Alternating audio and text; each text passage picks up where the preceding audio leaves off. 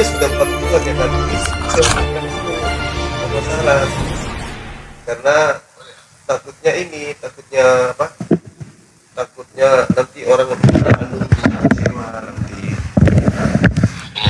nanti kalau misalnya mereka kelamaan nunggu kan kasihan. Tetap dari harga. Sebenarnya tadinya saya rencana nggak pakai DP, cuman karena kan masalahnya ini kan kita punya rumah semi komersial, bukan murni subsidi, iya. Karena bangunannya, struktur bangunan dan bahan yang kita gunakan itu di atas standar subsidi. Oh, terlambat ini kita.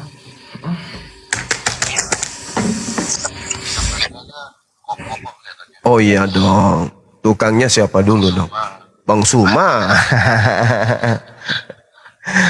Allah Akbar. Sebenarnya saya tinggal tunggu sertifikatnya, Dek. Sertifikat kan ditunggu dari BPN, janjinya Januari ini insya Allah kelar. Gitu. Nah, kalau sudah keluar induk kan tinggal pemecahan kan? Pemecahan di BPN kan? Kalau sudah pemecahan. Artinya kan sudah bisa akad user yang ada. Nah, dari sebenarnya gini, ini kan masalahnya sekarang pembangunan yang 70 unit ini kan tahu permasalahannya, Dek. Apa, Pak? Yang kemarin itu yang saya ceritain kan. Gara-gara itu kan saya kan habis bayar tanahnya 1,2. Oh iya.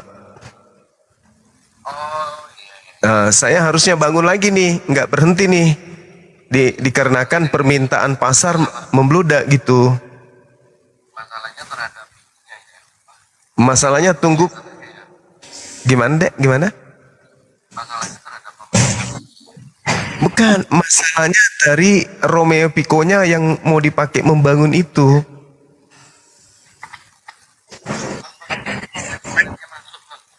Oh, sorry.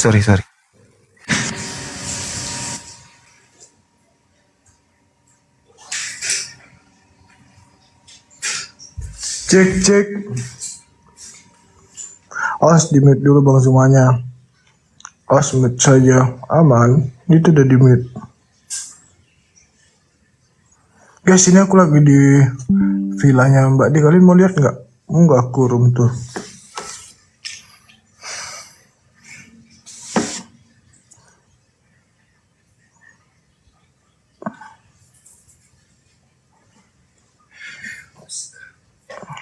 Assalamualaikum, waalaikumsalam.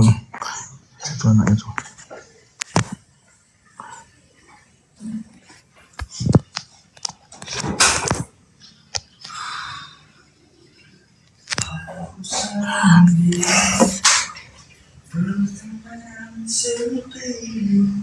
Nggak tahu aku polisi di mana filmnya Mbak Di. Mana pengen lihat.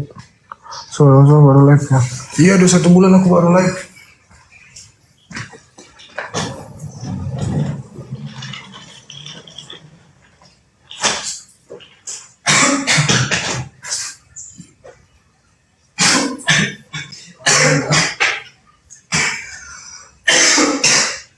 Ada cerita yang ini. Nah, ini lagi sepatunya, lupa tinggal. Ini masuk lah.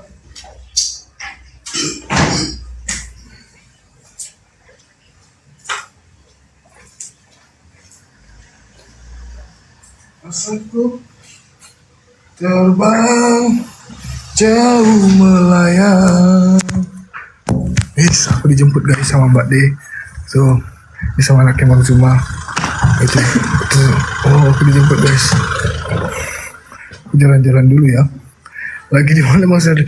Lagi di Batam, tempatnya Mami D. Sama anaknya Bang Zuma di sini. Aku di Batam sama anaknya Bang Zuma.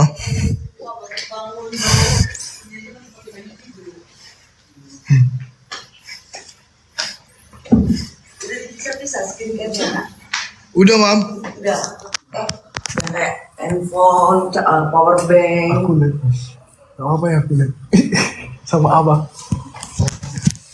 Tapi abah lagi teleponan. Ada siapa? Gak tahu tadi dia. Ada.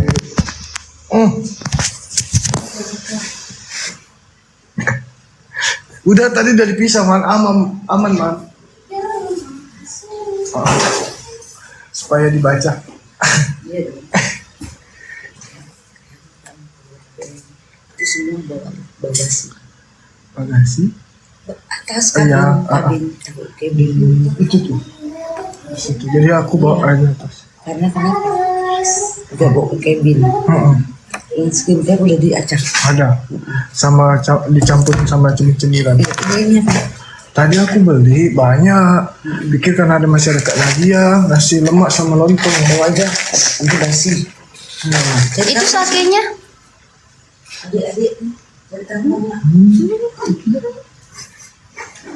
Tuh, susu stroberinya. Aris. Nyalakan susu. Itu kayaknya bawa ya.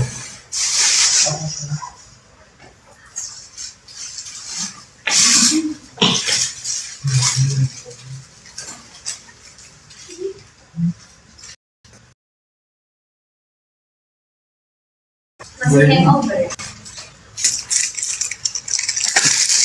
Berapa alkoholnya, Dek? Berapa persen? Itu apa? Live ya? Iya Mam. Sama abah. Mana dia abah?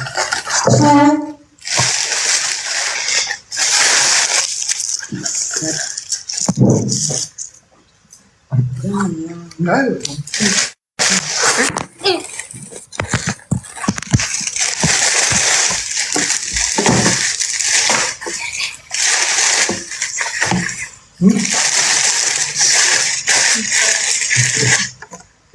Ini harus di atas atau Pak? Di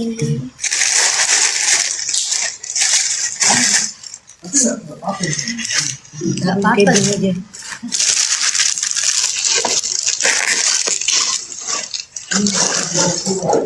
Ini nggak ada makanan kan?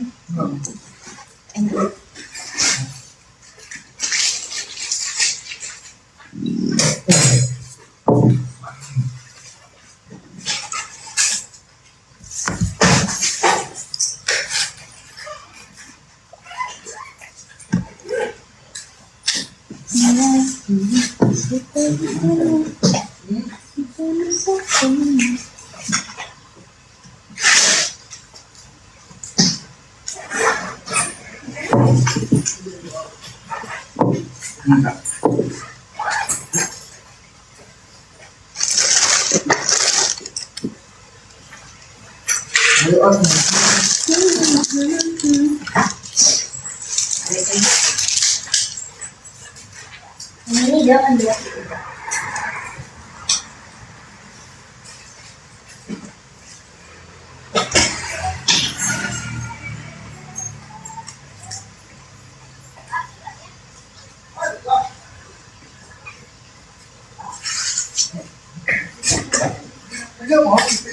Apa itu cerita?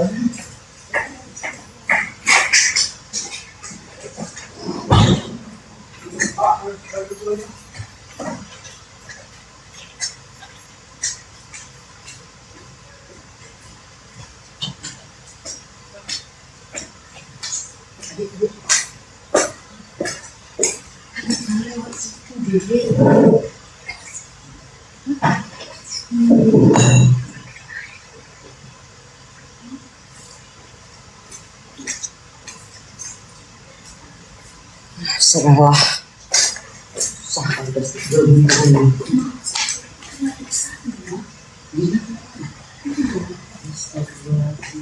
Tadi selain kan ngadep sini ya? Ngadepnya ke sana ya? Live-nya. Kemana? Ke dapur? Itu aku dari tadi di dapur lewat-lewat. Enggak mau.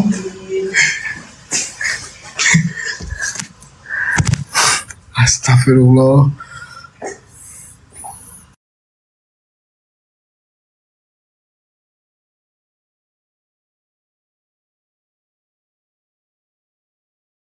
memang poligami sebuah keharaman, dosa besar, perzinahan yang menjadi asbab orang mati, kenapa ketika Abraham mau tidur dengan Hagar, Tuhan tidak datang mengatakan kepada Abraham, Abraham, jangan kau tidur di perempuan itu, kau berzina. Kalau memang poligami adalah sebuah keharaman dalam iman Kristen. Ulangan pasal 21 ayat 15. Cara berpoligami diajarkan dalam agama Anda. Jika ada seorang yang memiliki istri dua, anak pertama dan anak keduanya, ketika istri pertama dicintai, istri kedua tidak dicintai, anak sulung lahir dari istri yang tidak dicintai, hak waris hartanya tidak boleh diganti dengan anak dari istri yang dicintai. Tapi kenyataannya Abraham menurut iman kalian, hak warisnya hanya jatuh kepada Ishak, istrinya Sarai. Sementara Hagar diusir dari rumah karena Sarai tidak mau berbagi warisan dengan Ismail anaknya. Lihat doktrin kalian saling bertentangan. Informasi kitab kalian bahkan dilanggar oleh peraturan kitab kalian. Kejadian yang dilakukan oleh Sarah dan Tuhan menerima apa yang dilakukan oleh Sarah itu melanggar aturan bilangan pasal 21 ayat bilangan atau ulangan itu 21 ayat 15. Hak kesulungan anak. Bagaimana kami menerima doktrin iman kalian? Kalian katakan benar. Ketika realita bertentangan dengan doktrin, realita isi kitab bertentangan dengan apa yang kalian imani. Bagaimana kalian mengatakan bahwa kalian benar?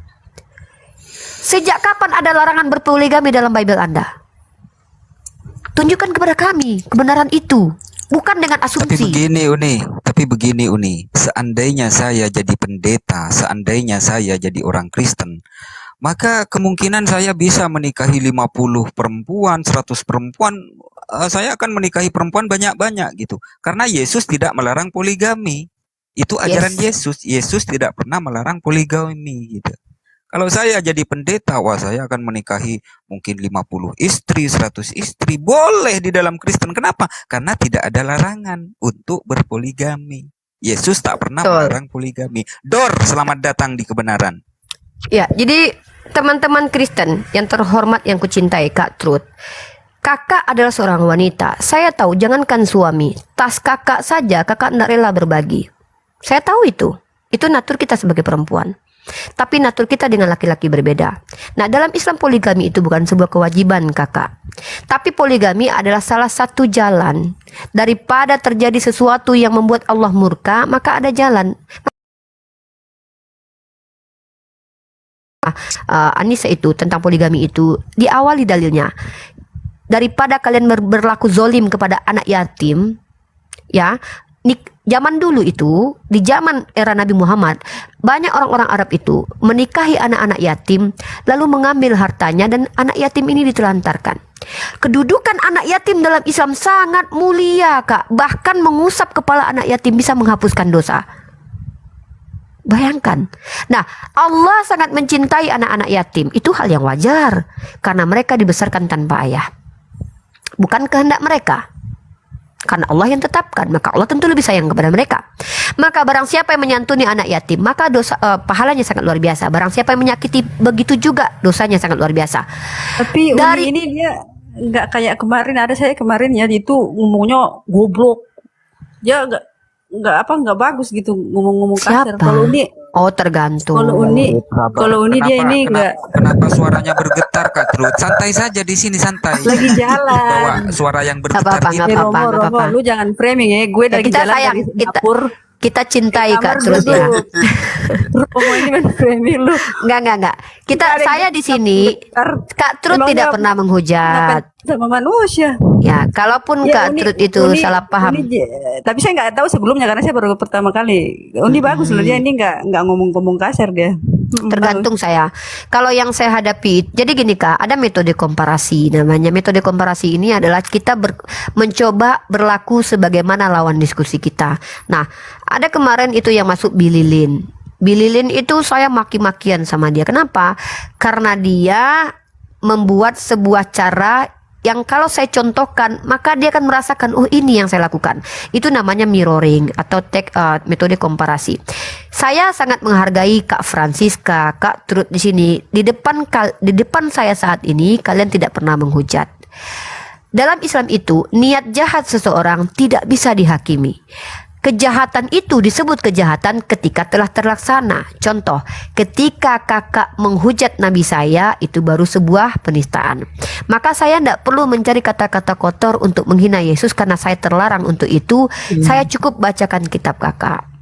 Maka inilah metode yang diajarkan kepada saya, bahwa saya harus ud'u ila sabili rabbika bil hikmah. Nah, mungkin kakak akan lihat sisi lain saya ketika saya berhadapan dengan mungkin para penghujat Kristen seperti Sofiatul ataupun Kiamat. Karena memang saya menempatkan diri saya sesuai dengan siapa yang saya hadapi. Nah, karena Kak Trud di sini tidak menghujat agama Islam, kenapa saya harus memusuhi Kak Trud? Justru saya harus jadikan kakak teman diskusi. Dari Kak Trud bisa saya belajar bagaimana memahami iman Kristen. Begitupun sebaliknya kakak. Begitu. Kita diskusi santai dan baik saja. Ngapain kita saling membenci? Ngapain kita? Toh ketika kakak benci saya pun, saya tidak akan jadi Kristen. Kakak akan jadi Islam. Lakum dinukum waliyadin. Gitu. Agamamu untukmu, agamaku untukku. Gitu Kak Trud. Betul lagi Uni. Ini yang sering sering diolok-olok ya di saudara-saudara kita di luaran sana. Kalau poligami adalah sebuah kehinaan di mata Tuhan, berarti orang yang kalian tuhankan itu adalah keturunan orang-orang hina. Itu tertulis di kitab kalian. Inilah silsilah Yesus Kristus, anak Daud, anak Abraham. Daud poligami, Abraham poligami. Secara tidak langsung Anda mengatakan bahwa orang yang Anda tuhankan adalah keturunan orang yang terhina. Yakub itu istrinya ada 4. Dia mengikuti sunnah Nabi kami. Yakub itu pertama istrinya adalah Rahel. Pertama dia nikahi dulu Lea. Padahal dia mencintai Rahel. Kemudian baru dia menikah dengan Rahel. Nah, lalu dia menikahi Zilpa dan juga Zilpa dan Bilha, budak-budak dari Rahel dan budak dari Lea. Maka istrinya terdiri dari 2 majikan, 2 budak. Dari keempat istri ini lahirlah 12 suku Israel. Kalau memang Tuhan membenci poligami, bagaimana mungkin Tuhan membiarkan Yakub berpoligami, kakakku sayang? Gitu loh. Kalau poligami adalah sebuah perjinahan, orang yang pertama mati karena poligami itu adalah Daud dan juga Abraham. Karena upah dosa adalah maut. Gitu. Ya, mungkin Kak Trud ada lagi yang mau disampaikan?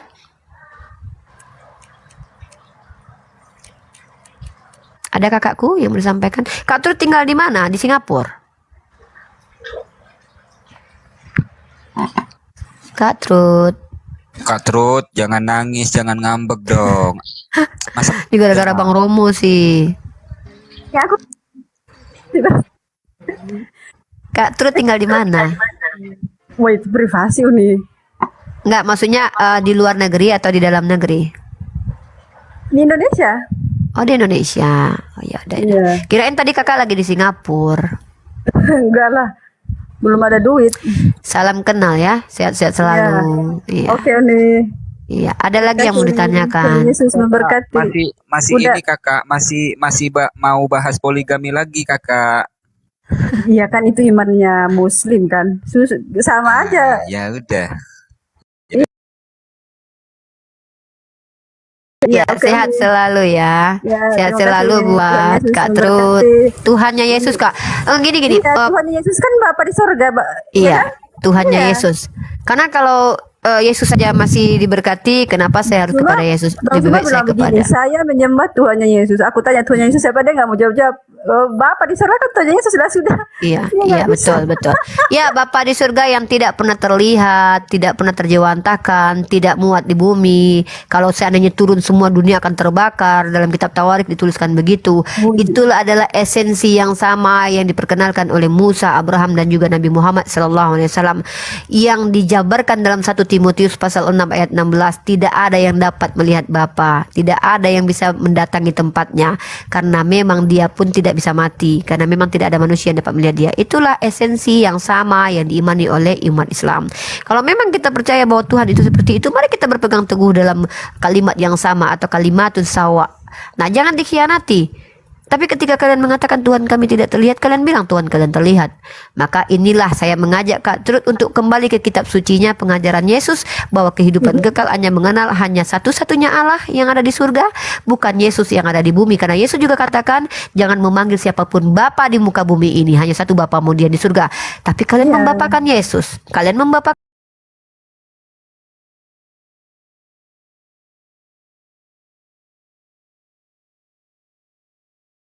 bukan Tuhannya yang menjadi manusia.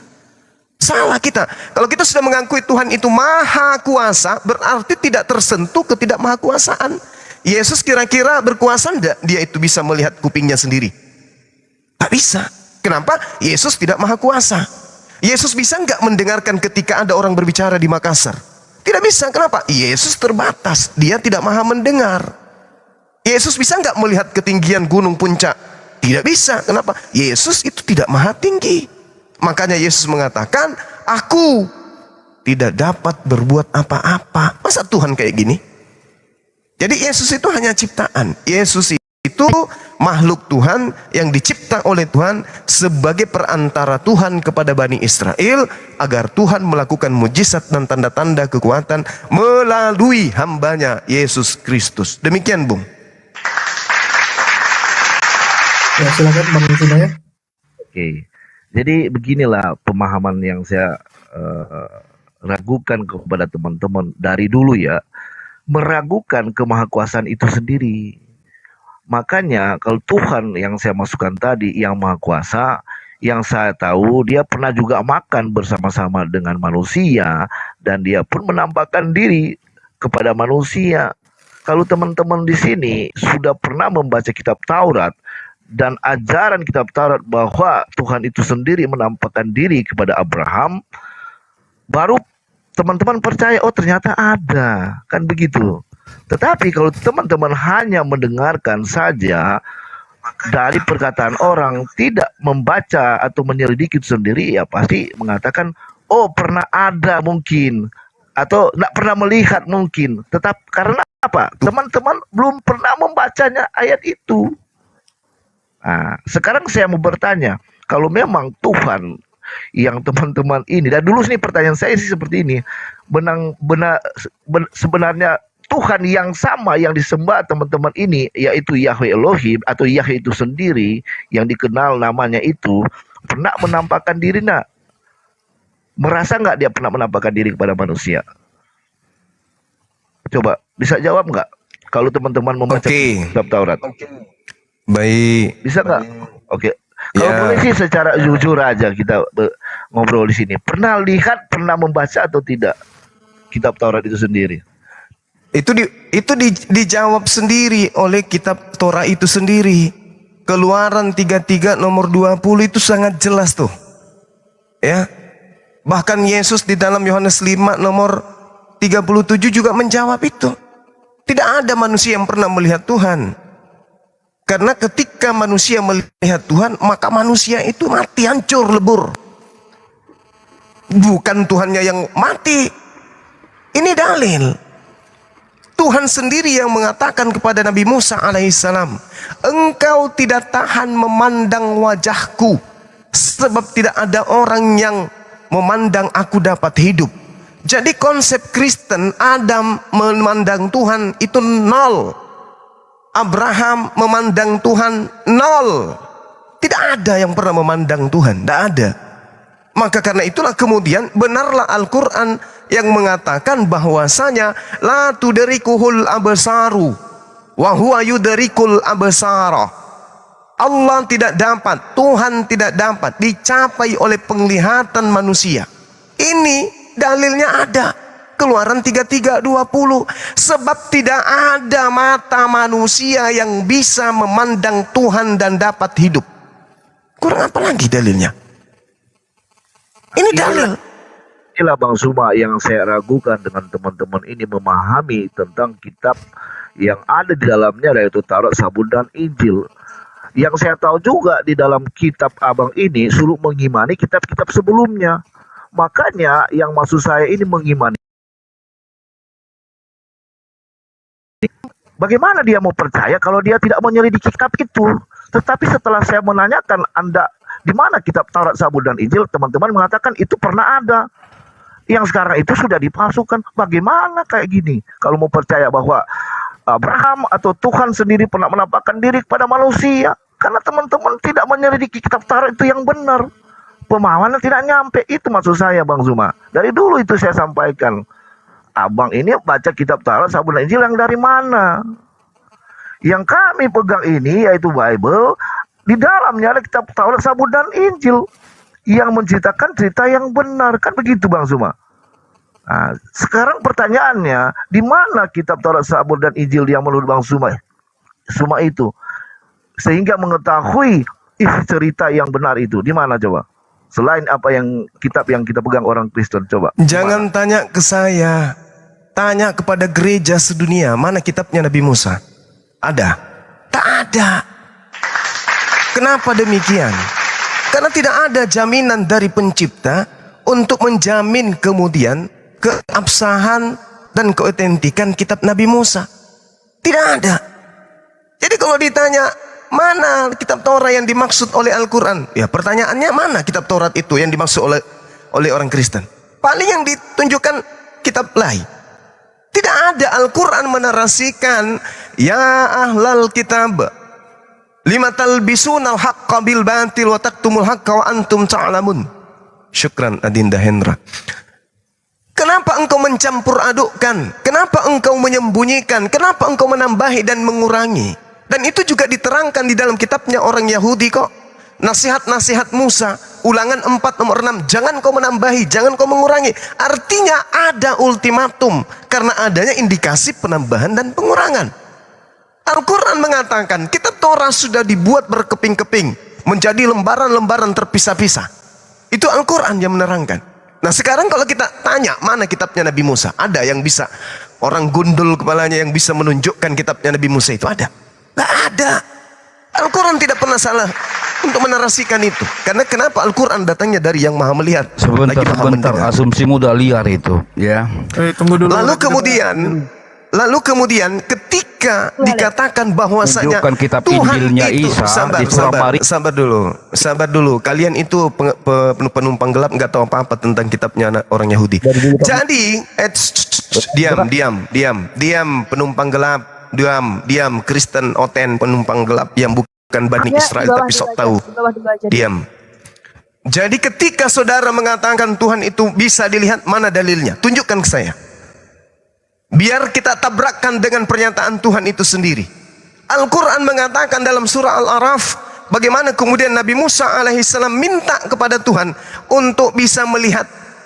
Tapi apa yang diterangkan oleh Tuhan kemudian? Kamu tidak akan pernah sanggup melihatku. Lantarani, karena tidak ada manusia yang pernah bisa melihatku. Ini Nabi Musa. Ini Nabi Musa yang mengatakan itu. Ketika Nabi Musa minta, ya Rab, aku ingin melihatmu. Aku tahu engkau ada. Aku yakin engkau pasti ada. Tetapi aku penasaran, seperti apa sih wujudmu? Apa kata Tuhan? Kamu tidak akan pernah sanggup melihatku, wahai Nabi Musa. Lantarani, kamu tidak akan pernah sanggup melihatku. Makanya di Keluaran 33 nomor 20 Tuhan berfirman, kamu tidak akan pernah tahan melihat wajahku, sebab tidak ada manusia yang punya mata yang bisa memandang aku bisa hidup. Ini dalil. Jadi kalau Anda mengatakan Tuhan menyatakan diri, Tuhan menyatakan diri, memang betul Tuhan menyatakan diri. Tuhan menyatakan diri kepada Adam, Tuhan menyatakan diri kepada Abraham, kepada Musa, kepada Daud, kepada Salomo, kepada Yesus, kepada baginda Rasulullah Muhammad SAW. Bahkan Bang Suma sekarang ini menyatakan diri kepada kalian. Kalian tidak ngerti Bang Suma sekarang di mana posisinya kan? Apakah Bang Suma tidur, apakah Bang Suma duduk? Tapi kalian semua tahu Bang Suma itu ada. Kenapa demikian? Karena Bang Suma menyatakan diri melalui HP. Itulah Tuhan. Makanya di dalam Bilangan 12 nomor 3, apa yang dikatakan kemudian Tuhan di sana? Jika di tengah-tengahmu ada seorang nabi, maka aku Tuhan akan menyatakan diri kepada mereka melalui perantaraan apa? Melalui perantaraan penglihatan. Melalui penglihatan, melalui mimpi. Itu yang Tuhan jelaskan. Oke, jadi gini Bang Suma. Iya, silakan. Maksud saya tadi, makanya yang saya tanyakan tadi, apakah teman-teman ini memang memahami kitab Taurat yang ada? Bible yang kami percaya ini, di dalam itu ada kitab Taurat, Zabur dan Injil yang benar. Makanya jadi pertanyaan saya, ternyata teman-teman muslim saya di sini tidak memahami apa yang tertulis di dalam ayat-ayat Alkitab itu. Sehingga Bang Suma tadi membawa dalil-dalil yang mengatakan Tuhan itu tidak pernah dilihat, tidak pernah menjadi manusia. Itu memang benar ada tertulis. Tetapi tahu nggak memahami tentang cerita yang tercatat di dalam Alkitab itu sendiri. Tetapi jangan salah, di dalam Bible itu sendiri, ya, kalau memang teman-teman belum pernah membacanya, bilang aja belum pernah membacanya atau belum memahami apa yang ada di kitab Taurat itu sendiri. Ya, saya kasih dalil contohnya. Kata teman-teman bahwa di dalam kitab Taurat Tuhan itu tidak pernah menampakkan diri kepada manusia. Sedangkan sudah jelas di situ bahwa di dalam Kejadian 12 ayat 7, di situ Tuhan menampakkan diri kepada Abraham, jelas banget di situ, saudara-saudara. Kalau tidak, ya, kalau tidak jelas, teman-teman boleh catat dan baca. Silakan tulis ayat yang saya bawakan ini. Makanya saya meragukan teman-teman di sini tidak pernah membaca Alkitab yang benar dan tidak memahami apa isi kitab Taurat itu sendiri. Makanya teman-teman ini selalu memikirkan apa yang sudah tertulis itu firman Tuhan yang benar. Begitu teman. Jadi saya rasa kalau kita berbicara hanya dalil dan ayat-ayat aja, meloncat ayat 1, ayat yang nggak nyambung ya saya rasa ya.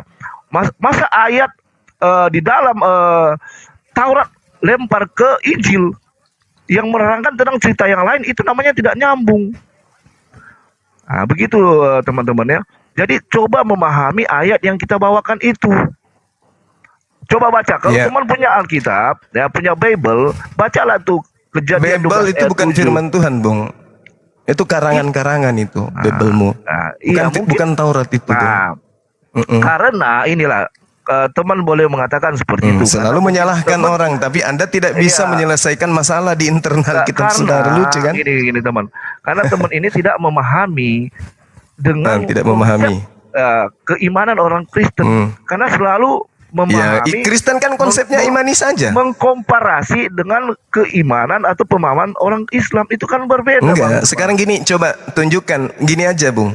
Coba tunjukkan Tauratnya Nabi Musa.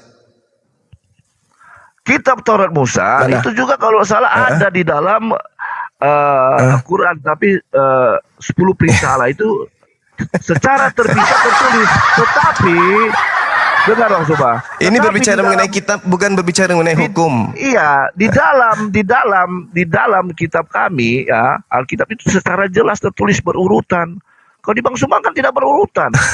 Begitu. Itu 10 perintah Allah itu. Yang saya tanya kitabnya Nabi Musa, Bung. Bukan kitab yang diloloskan di konsili, bukan.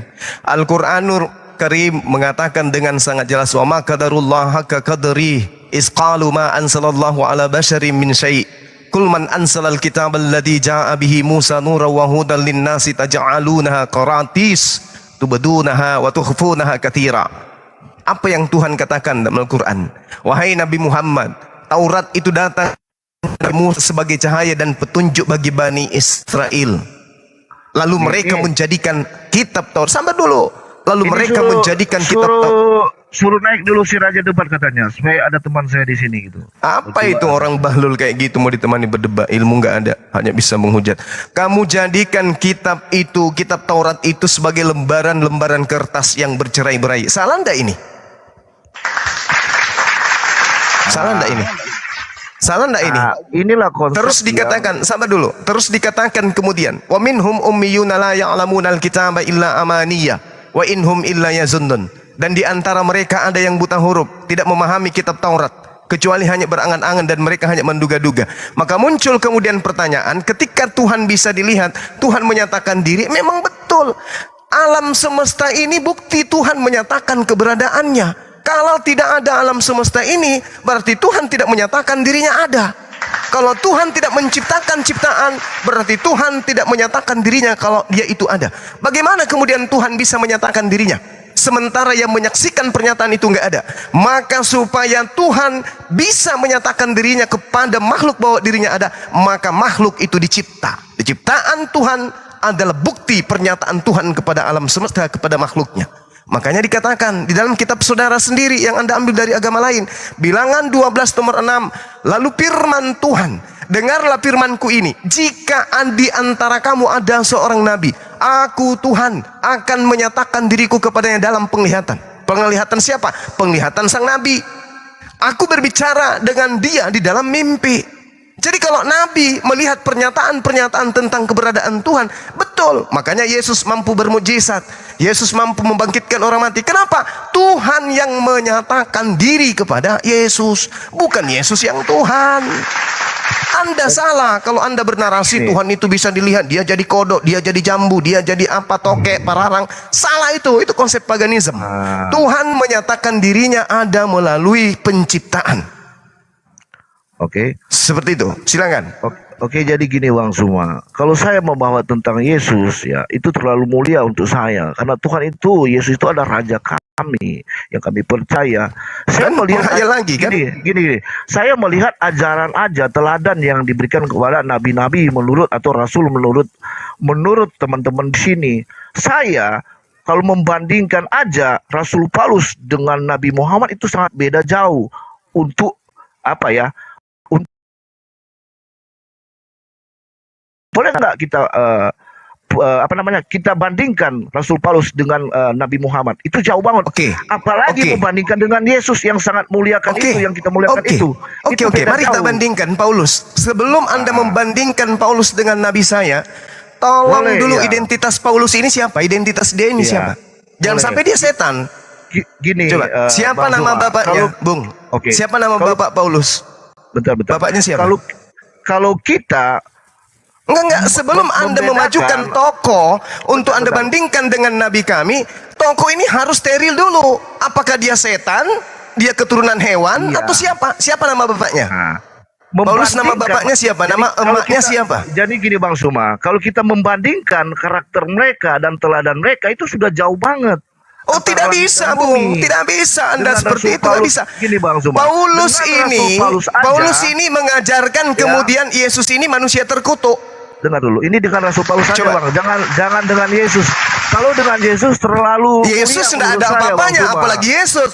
Yesus itu yang kamu sembah itu, Bung, adalah manusia yang paling rendah tempatnya di neraka nanti. Catat itu. Semua dosa ada dipikul di pundaknya. Makanya dia itu kelak di neraka paling bawah, Yesus itu. Bentar. Kalau Yesus adalah manusia yang paling rendah di mata Tuhan.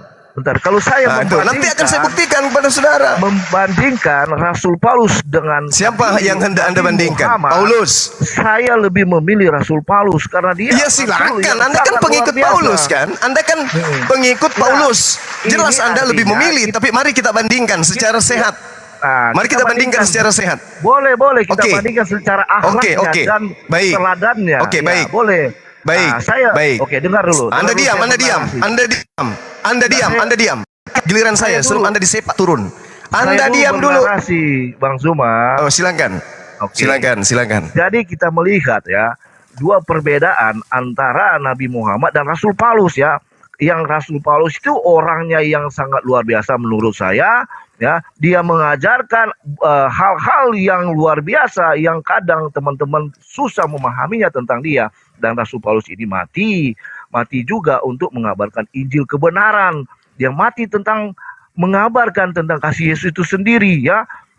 Tetapi kalau kita membandingkan dengan nabinya Bang Zuma, itu sangat beda jauh Bang Zuma ya. Contoh, di mana saudara-saudara pikirkan ya, coba bayangkan saudara ya punya anak 6 sampai 9 tahun ya.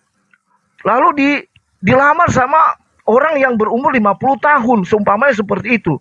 Apakah teman-teman terima dan tega memberikan itu kepada orang yang berumur seperti itu? Itu narasi saya. Nah, bagaimana dengan teman-teman? Apakah teman-teman di sini juga terima seperti itu? Anak teman-teman ini umur 7 sampai 9 tahun, kawin dengan umur sekitar 50 tahun. Apakah itu teladan yang baik menurut teman-teman? Coba silakan paparkan.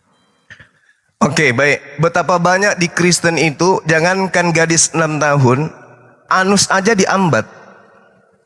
Ajaran Paulus tuh. segala sesuatu halal bagiku dan tidak mau lagi diperhamba oleh apapun.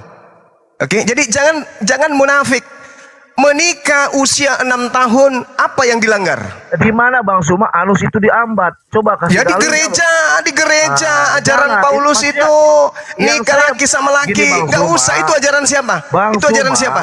Yang saya Itu ajaran bawakan siapa? ini sesuai dengan apa yang ada. Roma 10 nomor 9, barang teman-teman di siapa sini yang berkata Yesus itu Tuhan, mengikutinya. maka dia akan diselamatkan.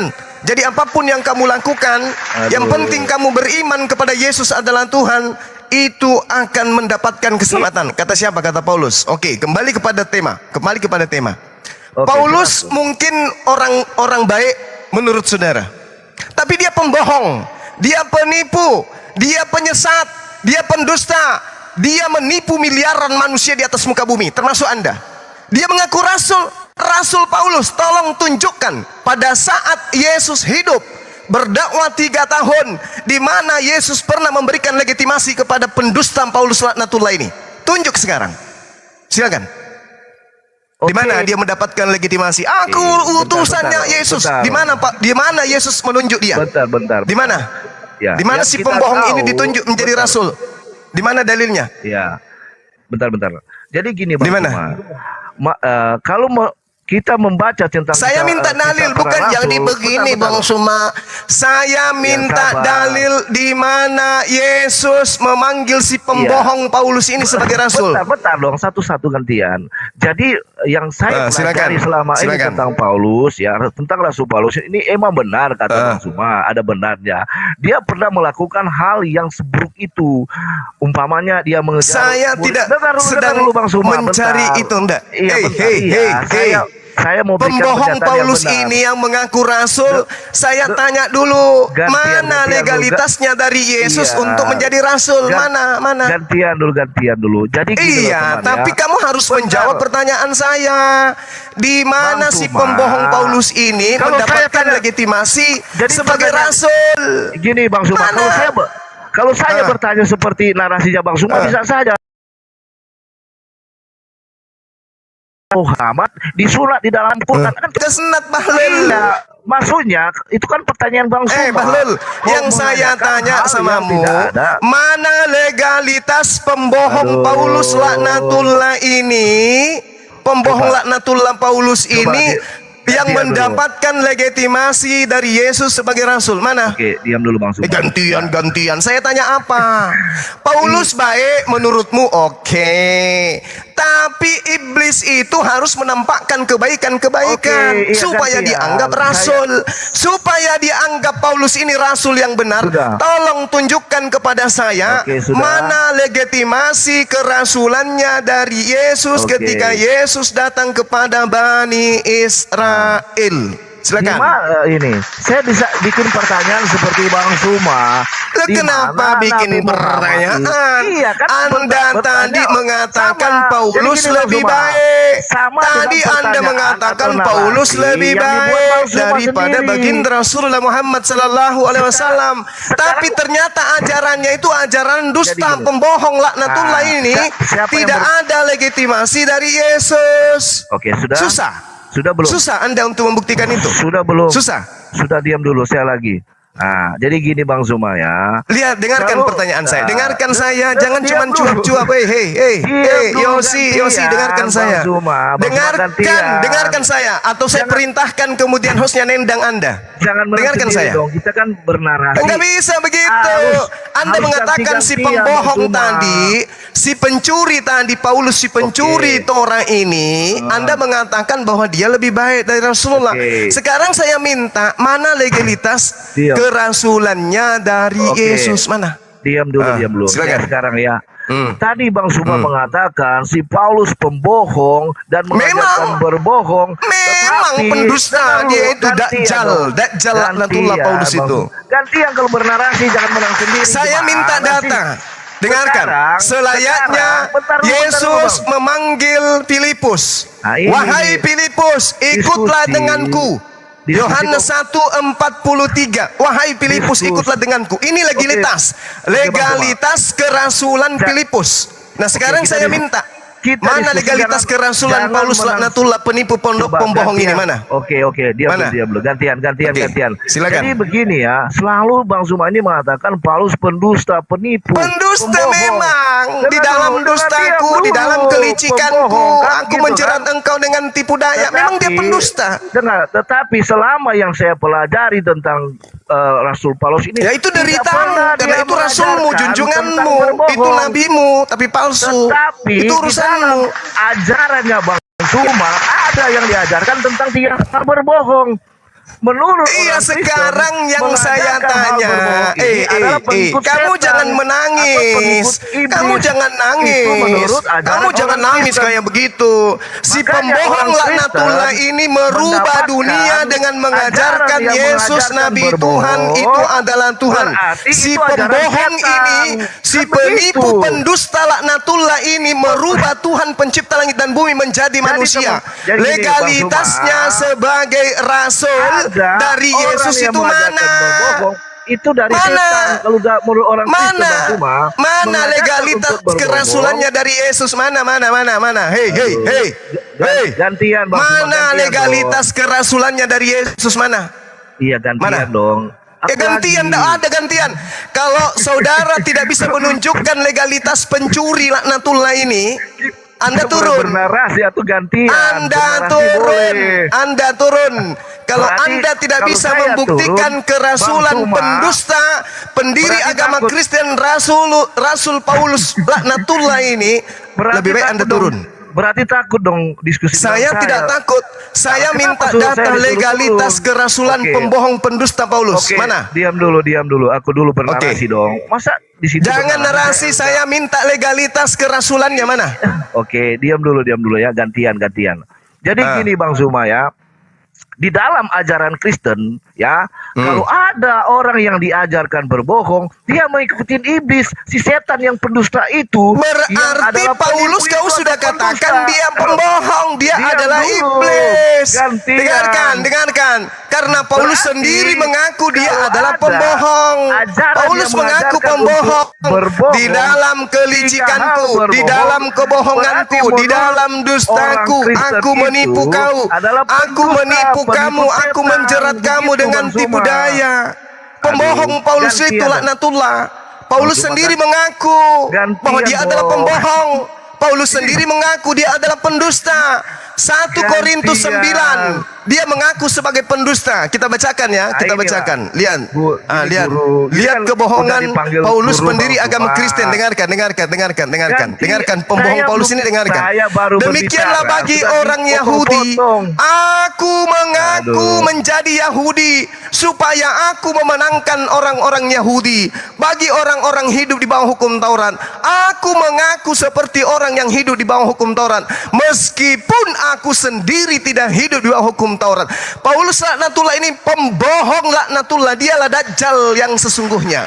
Paham? Oke, sudah.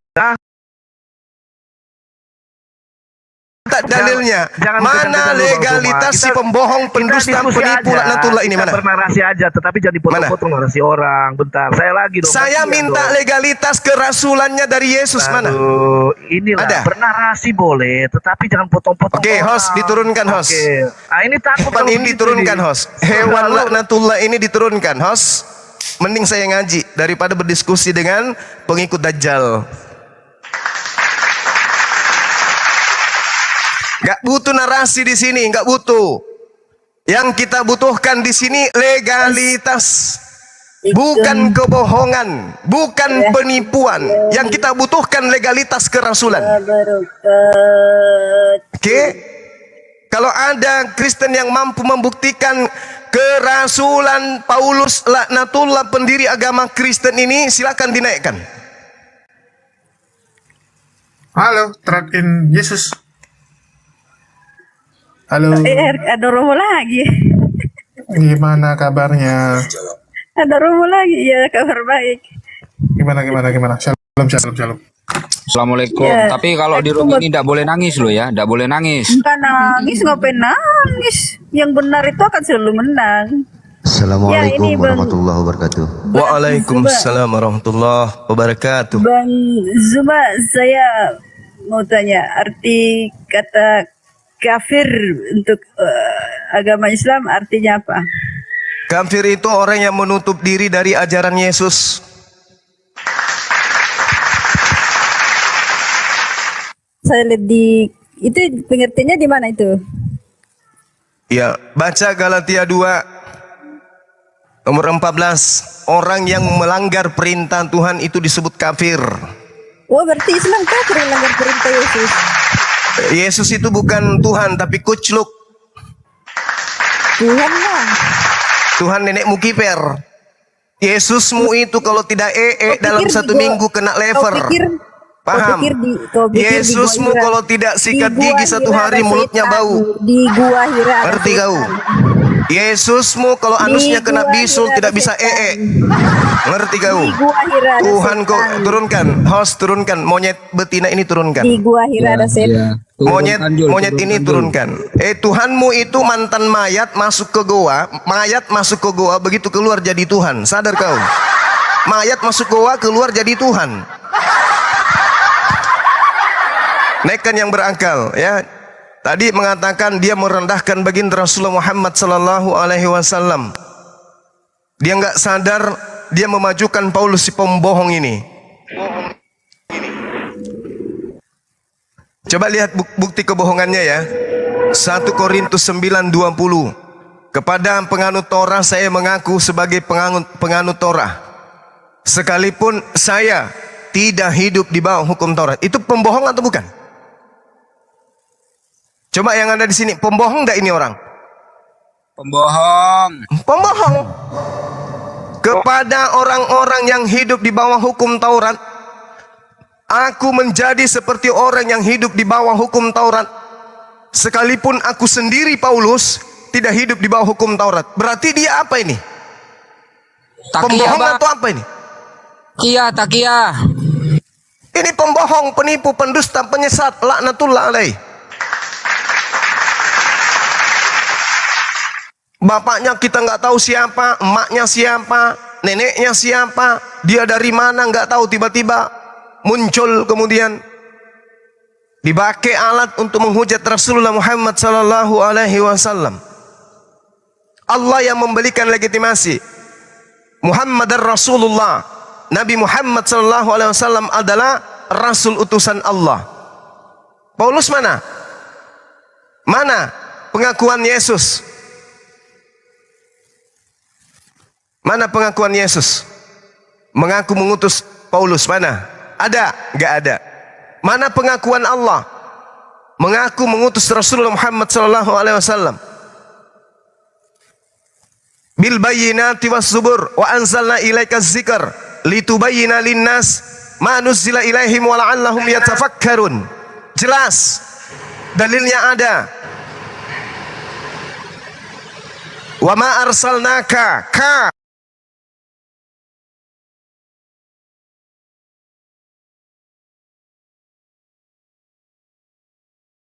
Substansi artinya adalah satu substansi. Bahkan substansi yang dimaksud oleh penggagas aliran Tritunggal ini pun sampai sekarang ketika kita tanyakan kepada semua pendeta, jawabannya pun berbeda-beda. Satu apa, tiga apa, mereka memiliki jawaban yang berbeda. Dan itu hak teman-teman Kristen karena kalian memiliki pedoman masing-masing dalam genom kalian. Nah, uno substansi, tria personae, dimana kalau trinitas yang diusung oleh bapak-bapak gereja dalam iman Katolik ataupun Protestan mayoritas yang Tritunggal yang tidak bidat, itu mengaku bahkan sudah dibuatkan skema teologinya berupa perisai trinitas.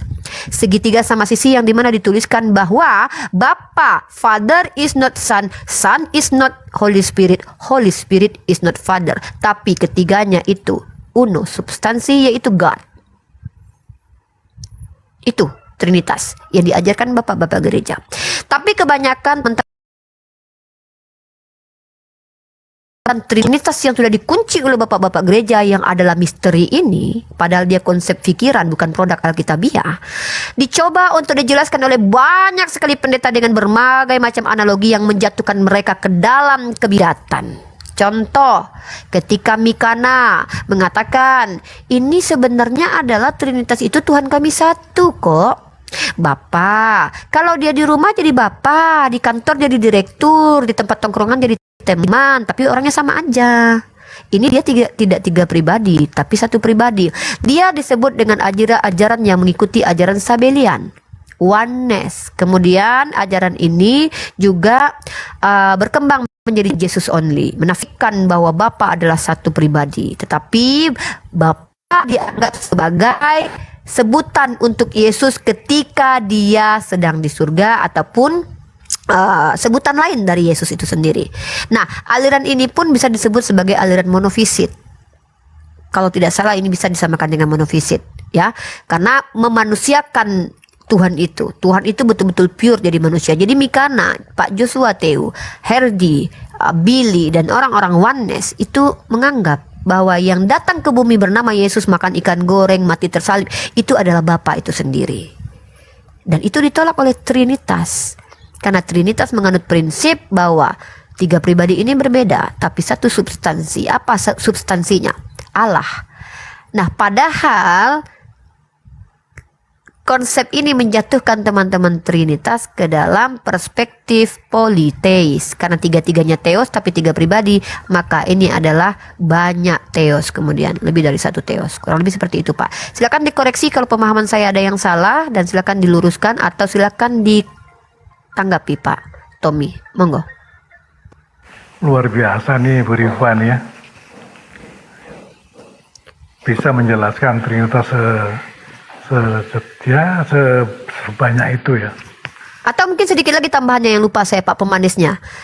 Trinitas ini menurut iman Kristen bukan keberapaan Tuhan, tapi kebagaimanaan Tuhan, kebagaimanaan Allah. Tapi masalahnya ini terbantahkan dengan munculnya pertanyaan, loh kalau bukan keberapaan kenapa harus ada kata tri gitu? Itu kan berkaitan, tidak bisa dilepaskan. Tapi tidak apa-apa, itu kan doktrin. Doktrin ini kan adalah maksud doktrin ini sesuatu yang harus diimani tanpa perlu diuji kebenarannya. Tapi kembali lagi bahwa setiap orang itu bebas kok menguji bahwa dia percaya doktrin ini. Apakah lulus uji atau tidak, dia mengatakan bahwa oh tidak lulus uji maka saya terima. Oh ternyata lulus uji, saya itu tuh hak Bapak sebagai Kristen, dan itu saya tidak boleh intervensi. Begitu, Pak. Oke. Jadi perlu saya jelaskan yang pertama, Trinitas sendiri itu tidak ada di dalam Alkitab. Sepakat. Ya. Sehingga banyak sekali pendapat-pendapat di abad 14 15 itu tentang pengakuan tentang Trinitas. Tetapi kalau boleh saya ambil satu contoh ya. Ibu Rifa ini ada berapa? Saya ada satu, Pak. Nyawanya Ibu Rifa? Nyawanya? Ya, Rifa tidak akan pernah dipanggil Rifa manusia. Gini, Rifa adalah nama manusia. Manusia Rifa ini tidak bisa disebut manusia ketika tidak punya roh.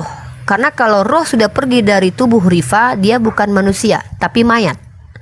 Rifa tidak bisa dikatakan Rifa manusia ketika roh, jasad dan ruh atau jiwa berpisah. Kenapa? Kalau dia cuma roh saja, maka dia adalah bisa dikatakan hantu sama orang-orang nanti. Ya. Arwah Rifa bergentayangan. Nah, ya. Rifa dikatakan manusia secara hakikat ketika dia disebut manusia kalau jasad, ruh, jiwanya itu ada di dalam satu diri Rifa. Ya. Bukan berarti di dalam diri Rifa ada tiga pribadi, apalagi kepribadian.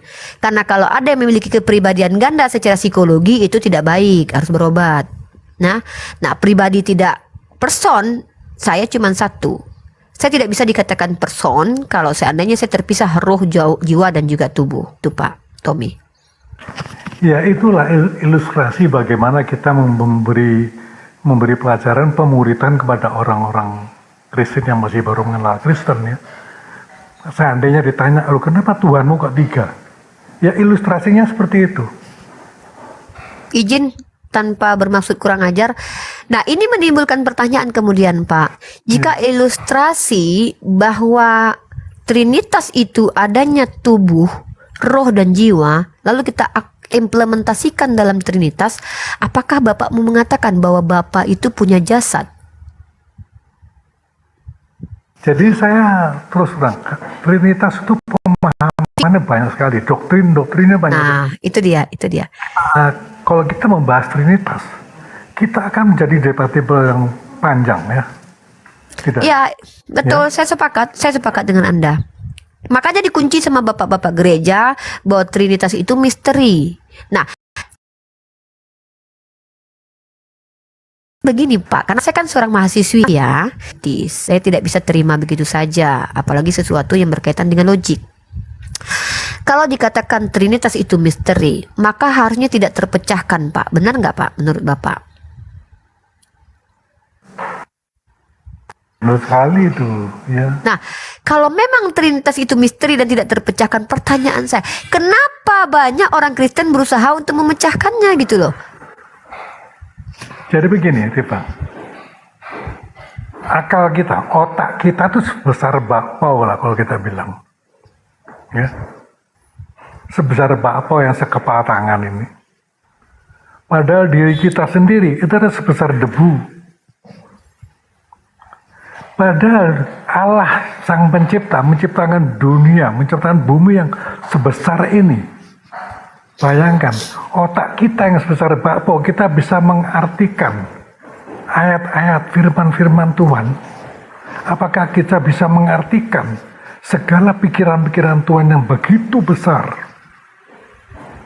Gak mungkin. Sepakat. Sehingga banyak sekali terjadi perdebatan sesuai dengan alam pikirannya. Sepakat. Ya, di dalam firman saya tidak hafal ayatnya. Di dalam Amsal dikatakan orang manusia itu sering berjalan dengan pikirannya. Sepakat. Tetapi aku berjalan dengan kehendakku. Ya, sepakat. Ada dua kesepakatan yang ingin saya bawa. Saya potong biar tidak panjang.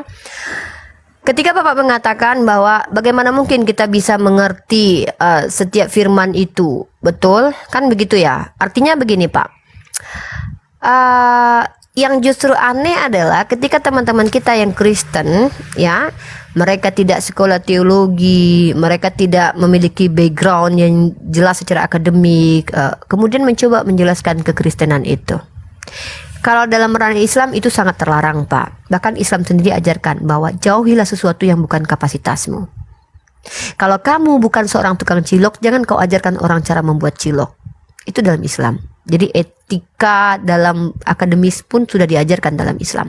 Nah kemudian menariknya adalah ketika Bapak percaya bahwa Trinitas itu misteri, padahal itu bukan produk Alkitabiah, itu produk konsep. Muncul dari Tertullian, dari kata trea yang diambil dari perkataan yang dibawa oleh Plato, bahwa uno substansi, trea personae, ini bukan produk Bible tapi produk konsep. Tapi kenapa produk konsep yang adalah produk pikiran tidak bisa dimengerti dengan pikiran? Tritunggal Pak, bantah saya ya Pak kalau saya salah nanti, izin sekali. Tritunggal itu bukan konsep berketuhanan Pak, tapi ini tentang Tuhan yang terkonsep. Justru di sini orang Kristen menunjukkan bahwa mereka mengklaim mereka mengetahui Tuhan dan memasukkan Tuhan dalam akalnya. Tauhid itu konsep juga, tapi bukan Tuhan yang terkonsep, melainkan cara menuhankan Tuhan yang dikonsep. Ini perbedaan Trinitas dengan Tauhid. Tauhid cara mengimani Tuhan yang dikonsep. Trinitas Tuhannya yang terkonsep. Maka ketika Bapak mengatakan tidak mungkin orang bisa memahami, buktinya Kristen melakukan hal itu. Dengan banyaknya gereja-gereja mendefinisikan tentang Trinitas, itu bukti bahwa ternyata orang Kristen melanggar apa yang Pak Tommy sampaikan. Kalau saya sepakat Pak, Tuhan itu tak mungkin masuk akal.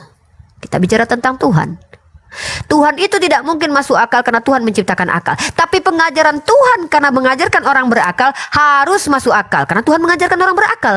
Nah makanya dalam Islam itu, agama Islam itu untuk orang yang berakal dan juga baligh. Dan agama ini nggak bisa diakal-akali Pak. Jadi ketika kita berbicara tentang produk konsep, kenapa konsep bisa tidak dipahami oleh pikiran sementara konsep itu keluar dari pikiran Pak Tommy? Menurut Bapak bagaimana? Silakan Pak. Ya begini, dari awal sudah saya katakan, kalau kita membahas Trinitas, itu tidak akan selesai, akan terjadi debatable berbagai macam paradigma konsep yang diterbitkan. Tidak bisa. Mengapa? Kalau kita sekarang sesama Kristen juga akan bertanya, mengapa dia tuh begini begitu? Kenapa dia begini? Misalkan saja, mengapa Advent itu begini begitu? Itu tidak bisa. Itu kita bisa lihat dari asal mulanya turun firman Tuhan. Bagaimana dia memakai akalnya itu, menafsirkan akal-akalnya dia itu di dalam terjemahan kehidupan sehari-hari. Sehingga banyak terjadi salah tafsir, salah, akhirnya pisah begini. Makanya pendapat di dalam Trinitas itu akan menjadikan perdebatan yang panjang, tidak akan berhenti, tidak akan siapa yang bisa memutuskan ini yang benar, itu yang benar. Itu yang benar. Jadi Oke, Pak, saya coba tanya sama Bapak, pertanyaan simpel saja. Kebenaran itu datang dari siapa, Pak? Nah, bentar. Kebenaran datang dari Allah. Sepakat. Al-Quran secara eksplisit jelaskan itu. Kebenaran itu datang dari Tuhanmu, maka kau jangan termasuk orang yang ragu ya Muhammad. Di dalam Alkitab tidak tertulis ya, kalau kita bicara tentang firman, selalu diawali dengan tertulis. Karena Alkitab itu bukan turun seperti dia ditulis oleh orang-orang yang diberkati oleh Allah untuk menjadi Alkitab Perjanjian Lama dan Perjanjian Baru. Siapa penulis Perjanjian Lama, siapa menulis Perjanjian Baru, bukan sembarangan orang. Makanya selalu ada tertulis.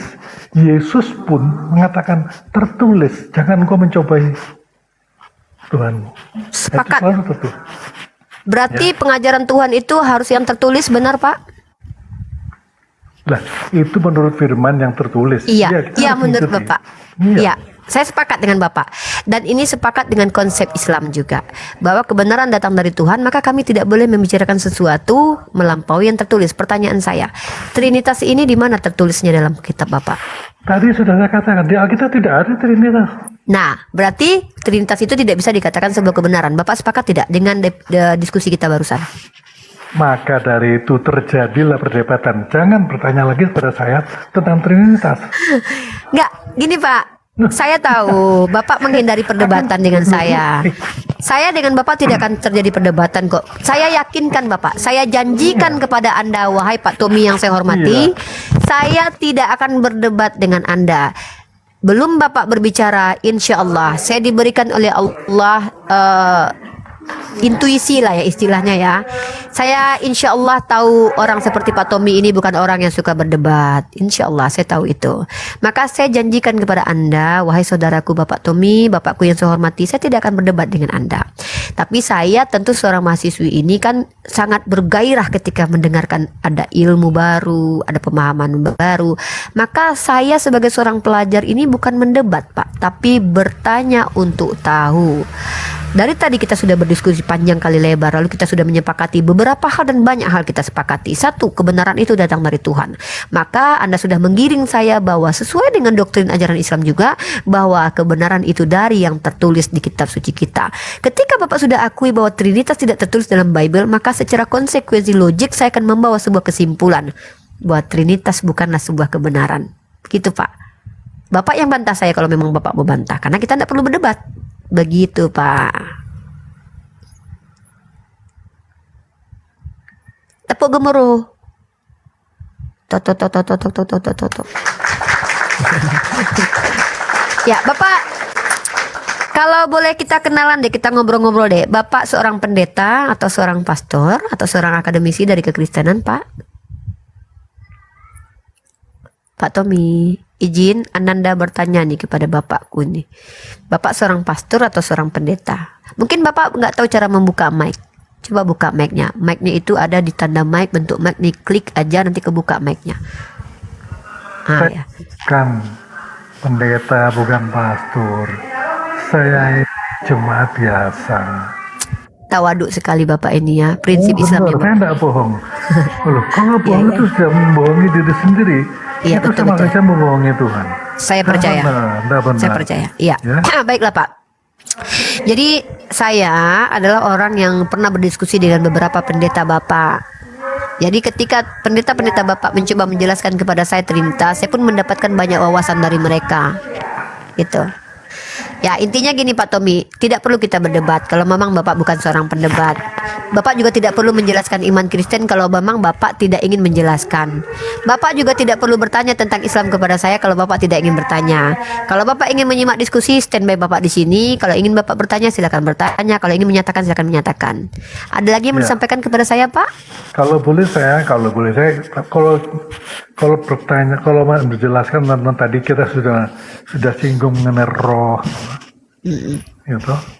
Apa dibatasi waktu nih? Nggak apa-apa Pak, kalau saya mah santai Pak. Oh ya, kalau kita bicara mengenai roh, saya agak batu soalnya ini. Jadi kita tahu Allah itu adalah roh, ya. Allah itu adalah roh yang tidak seorang pun yang dapat melihat roh. Ya, Allah itu adalah roh. Roh Allah itu tidak bisa diukur. Seberapa banyak, seberapa besar, seberapa luas, seberapa dalam, seberapa tinggi. Allah itu kalau kita boleh bilang maha besar, maha luas. Roh Allah ini menciptakan yang satu unitnya namanya bumi. Roh Allah ini yang menguasai bumi. Ya. Roh Allah ini kekuatannya sudah tidak bisa terukur dari saya katakan. Pertanyaannya Pak, kira-kira pertanyaannya? Pertanyaannya, ya. Apabila kita, ya, kalau saya orang Kristen, saya mati jelas keselamatan ada pada saya menjadi manusia. Itu bahwa Yesus, Isa lahir dari roh Allah. Karena saya dijamin oleh roh Allah. Pertanyaannya, kalau kita orang Muslim, ya karena adik saya ini ada yang mualaf ini. Kalau kita orang Muslim, kalau sudah mati, apa kita masuk surga? Apakah jaminannya? Apa? Mungkin coba jelaskan. Sebelum saya menjelaskan itu, saya ingin membuka cakrawala berpikir Bapak. Ketika ada iblis datang kepada Bapak, menjamin Bapak masuk surga, Bapak percaya tidak? Saya tanya singkat aja dulu. Ketika ada iblis datang kepada Bapak dan dia pasti menjamin Bapak masuk surga, Bapak percaya atau tidak? Silakan Pak. Surga, emangnya iblis punya surga Pak? Iya, saya cuma bertanya, Bapak jawab aja. Ketika iblis datang kepada Bapak, lalu dia berkata di hadapan Bapak, "Wahai Pak Tommy, kau sembah aku maka kau pasti masuk surga." Bapak percaya atau tidak? Tidak percaya. Bagus. Maka keselamatan, ya, saya tutup dulu, saya akan jelaskan. Saya hanya mencoba untuk cara berpikirnya yang keliru. Jadi jaminan surga itu belum tentu kebenaran. Ketika ada siapapun yang menjamin surga baginya, iblis pun mampu menjamin surga. Maka ketika Bapak bertanya kepada kami umat Islam, mana jaminan kalian masuk surga? Pak, umat Islam itu tidak bisa menjamin dirinya masuk surga, Pak. Karena yang menjamin surga tentu si pemilik surga. Siapa itu? Allah. Dalilnya mana? A'udzubillahi minasyaitonirrajim. Bismillahirrahmanirrahim. Wa basyiril ladzina amanu wa 'amilus solihati anna lahum jannatin tajri min tahtihal anhar. Kata Allah, wa basyiril ladzina amanu, berikan kabar gembira kepada orang-orang beriman. Ya, wa basyiril ladzina amanu wa amilus solihati anna lahum jannatin tajri min tahtihal anhar. Berikan kabar gembira kepada orang beriman dan beramal soleh, aku akan memberikan surga padanya. Jadi yang menjamin surga itu pemilik surga, Pak. Bukan saya, bukan Bang Ala Ayubi, bukan juga Pak Oreo. Nah, kemudian karena surga yang menjaminnya adalah Allah Azza wa Jalla sebagai pemilik surga, sebenarnya itu adalah jaminan. Bapak percaya katanya Yesus menjamin surga, padahal saya tidak tahu ayatnya di mana. Kalau saya yang jelas saya ada ayatnya. Bahwa Allah menjaminkan surga buat saya itu ada ayatnya. Karena konteks orang beriman adalah orang yang percaya kepada Allah sebagai Tuhan dan Nabi Muhammad sebagai Rasul. Setidaknya secara dalil saya bisa tunjukkan. Nah, kalau Yesus menjamin Bapak masuk surga, nanti saya minta dalilnya itu. Di mana dalilnya? Nah, yang kedua, bahkan Nabi saya Muhammad SAW yang berbicara itu adalah semua perkataan Tuhan yang dalam bibirnya diletakkan. Dia menyampaikan sesuatu yang adalah wahyu dari Tuhan pun berkata, ya, saya tunjukkan dalilnya. Bentar ya. Bapak, kalau seandainya ini beda ya. Tadi yang saya bacakan Al-Quran, kalam Allah, perkataan Allah langsung. Ini saya bacakan wahyu Allah berupa perkataan Nabi Muhammad, tetap pengilhaman dari Allah. Dalam kitab Al-Bukhari nomor 6733. Dalam kitab lainnya bisa ditemukan juga bahwa Abu Hurairah, salah satu sahabat, berkata, ya, setiap umatku akan masuk surga kecuali orang-orang yang enggan memasukinya. Ada seseorang yang bertanya, siapakah orang yang enggan tersebut, wahai Rasulullah? Beliau bersabda, barang siapa mentaati aku akan masuk surga. Itu eksplisit, Pak, nggak perlu ditafsir, Pak. Orang tak pandai bahasa Arab pun ngerti apa maksud ayat ini. Bahwa Allah, saya menjamin surga bagi orang yang beriman dan beramal soleh. Nabi saya menjamin surga bagi yang mau ikuti apa yang beliau ajarkan. Jadi kalau secara jaminan tertulis ada, Pak, saya dalilnya. Sekarang saya untuk keseimbangan kita dalam ranah diskusi, coba saya minta dalil bahwa Yesus menjamin Bapak masuk surga. Monggo, Pak, silakan.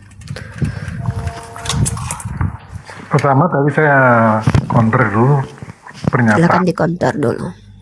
Bahwa iblis memberi kebenaran. No. Saya tidak mengatakan iblis membawa kebenaran. Salah, Bapak. Iblis tidak pernah iblis membawa kebenaran.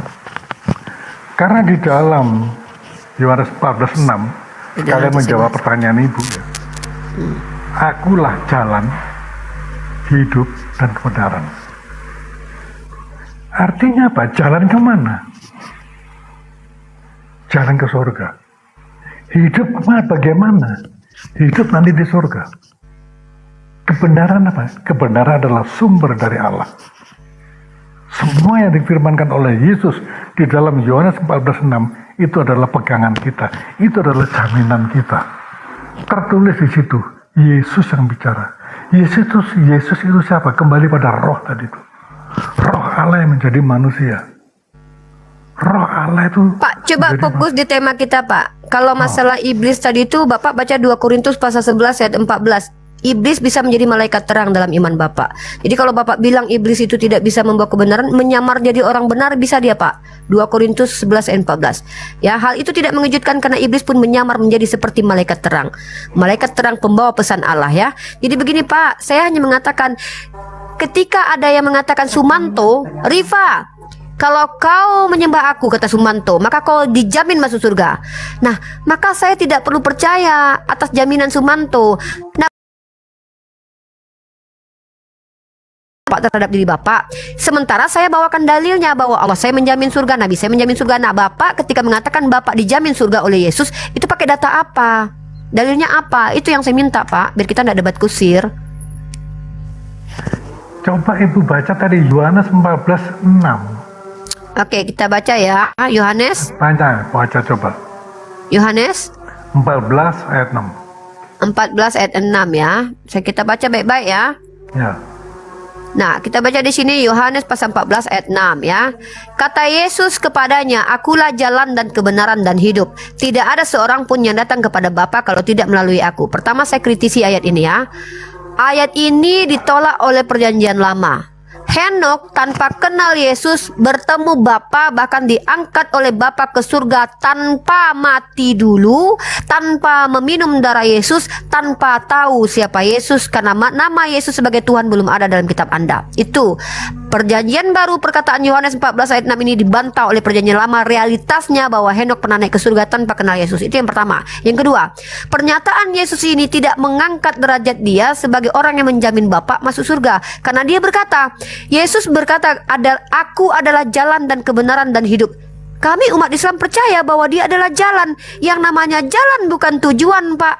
Yang namanya kebenaran itu setiap nabi adalah kebenaran, setiap nabi adalah jalan. Tidak pernah jalan menjadi tujuan, Pak. Jadi di situ tidak menegaskan bahwa Yesus menjamin Bapa masuk surga. Kita harus ingat perkataan Yesus di banyak ayat. Aku diutus untuk domba tersesat dari Bani Israel. Aku tidak berkata dari diriku sendiri. Aku tidak dapat berbuat apa-apa dari diriku sendiri.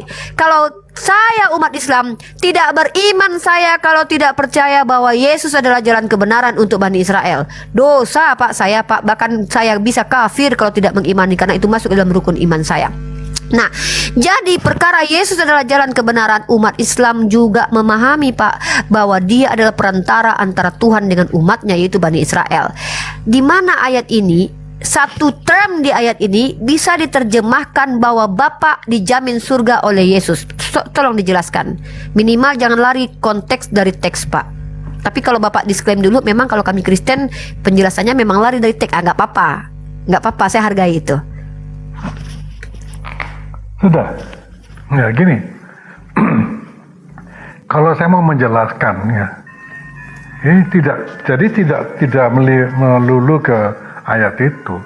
Kalau saya boleh ya sedikit, karena saya kemampuan saya cuma terbatas di dalam pemahaman. Kembali pada roh tadi, ya kita harus belajar berangkat dari sana. Roh Allah yang besar itu, mengapa dia mau membagi rohnya itu menjadi manusia, dan manusia ini memberi janji pada manusia, karena kalau manusia mendengar suara tanpa wujud, ya itu dibilang hantu. Bang Kiki izin, teman-teman Muslim saya peringatkan, typingnya tolong dijaga. Kalau tidak bisa Bang Kiki, lebih banyak apanya, lebih baik di-mute-kan saja. Lebih baik kalian nggak usah komen daripada komentarnya mengganggu diskusi ini ya. Kita hargai orang-orang yang tidak menghujat. Bang Kiki, kalau komentarnya banyak hujatan, lebih baik di-mute komentarnya. Nggak usah, teman-teman Muslim, saya minta tolong sama kalian. Jangan kotori diskusi ini dengan komentar-komentar yang tidak ada manfaatnya sama sekali ya. Beliau orang baik, beliau tidak menghujat. Beliau hanya menjelaskan imannya. Biarkan beliau berhak menjelaskan, karena kita mempertanyakan keimanannya tentang Yesus bukan manusia atau bukan ya. Jadi umat Islam, ketika kita berharap diskusi dengan teman-teman Kristen dan diskusi sudah jalan dengan baik, jangan dikotori diskusi ini dengan komentar-komentar yang tak patut. Oke? Saya menghargai beliau sebagai sesama manusia, sebagai satu warga negara Republik Indonesia dengan Pak Tommy, sebagai orang yang jauh lebih tua dari saya meletakkan topi respect kepada beliau. Beliau tidak menghujat, oke? Jadi tolong umat Islam sama-sama kita saling bantu ya. Saya bantu untuk diskusi di sini, teman-teman bantu saya untuk menunjukkan bahwa Islam itu rahmatan lil alamin, oke? Saya juga nggak sempurna kok, tapi untuk kali ini please ya, kita berkolaborasi, netizen Muslim kolaborasi dengan Unirifa. Kalian tunjukkan Islam rahmatan lil alamin. Saya coba untuk diskusi dengan Pak Tommy. Oke, terima kasih. Silakan Pak Tommy. Terima kasih sekali Bu Rifa, Mbak Rifa ya. Saya panggil Mbak karena saya lebih tua ya. Saya tadi baca sedikit komentar ya.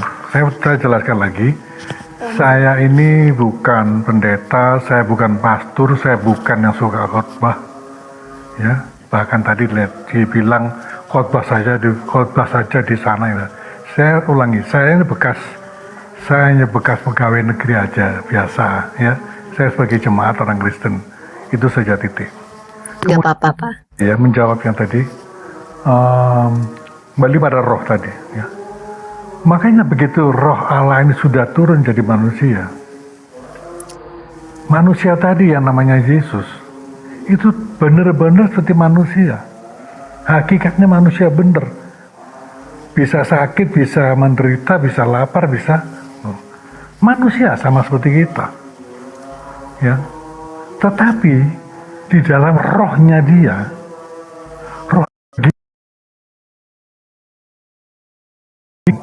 aku adalah jalan. Jadi kalau boleh saya jelasin lagi, tadi ada membuat konteks jalannya kemana ya, jalan apa itu? Jalan ya.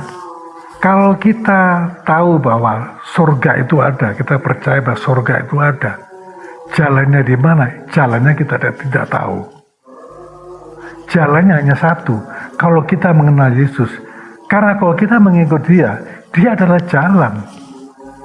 Nah, bagaimana cara mengikut dia? Itu banyak sekali dalam firman-Nya. Kita harus belajar banyak ayat-ayat firman Tuhan. di dalam Alkitab. Aktifkan lagi komentarnya Kiki. Mudah-mudahan teman-teman netizen bisa berkolaborasi dengan kita. Lanjut Pak Ya. Tommy.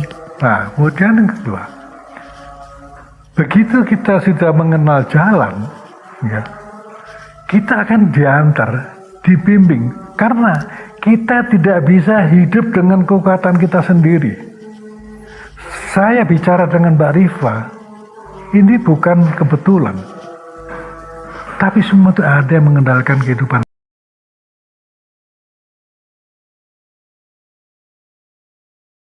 Begitu Bang Suma, ini ada konteks. Tadi katanya Tuhan menjadi.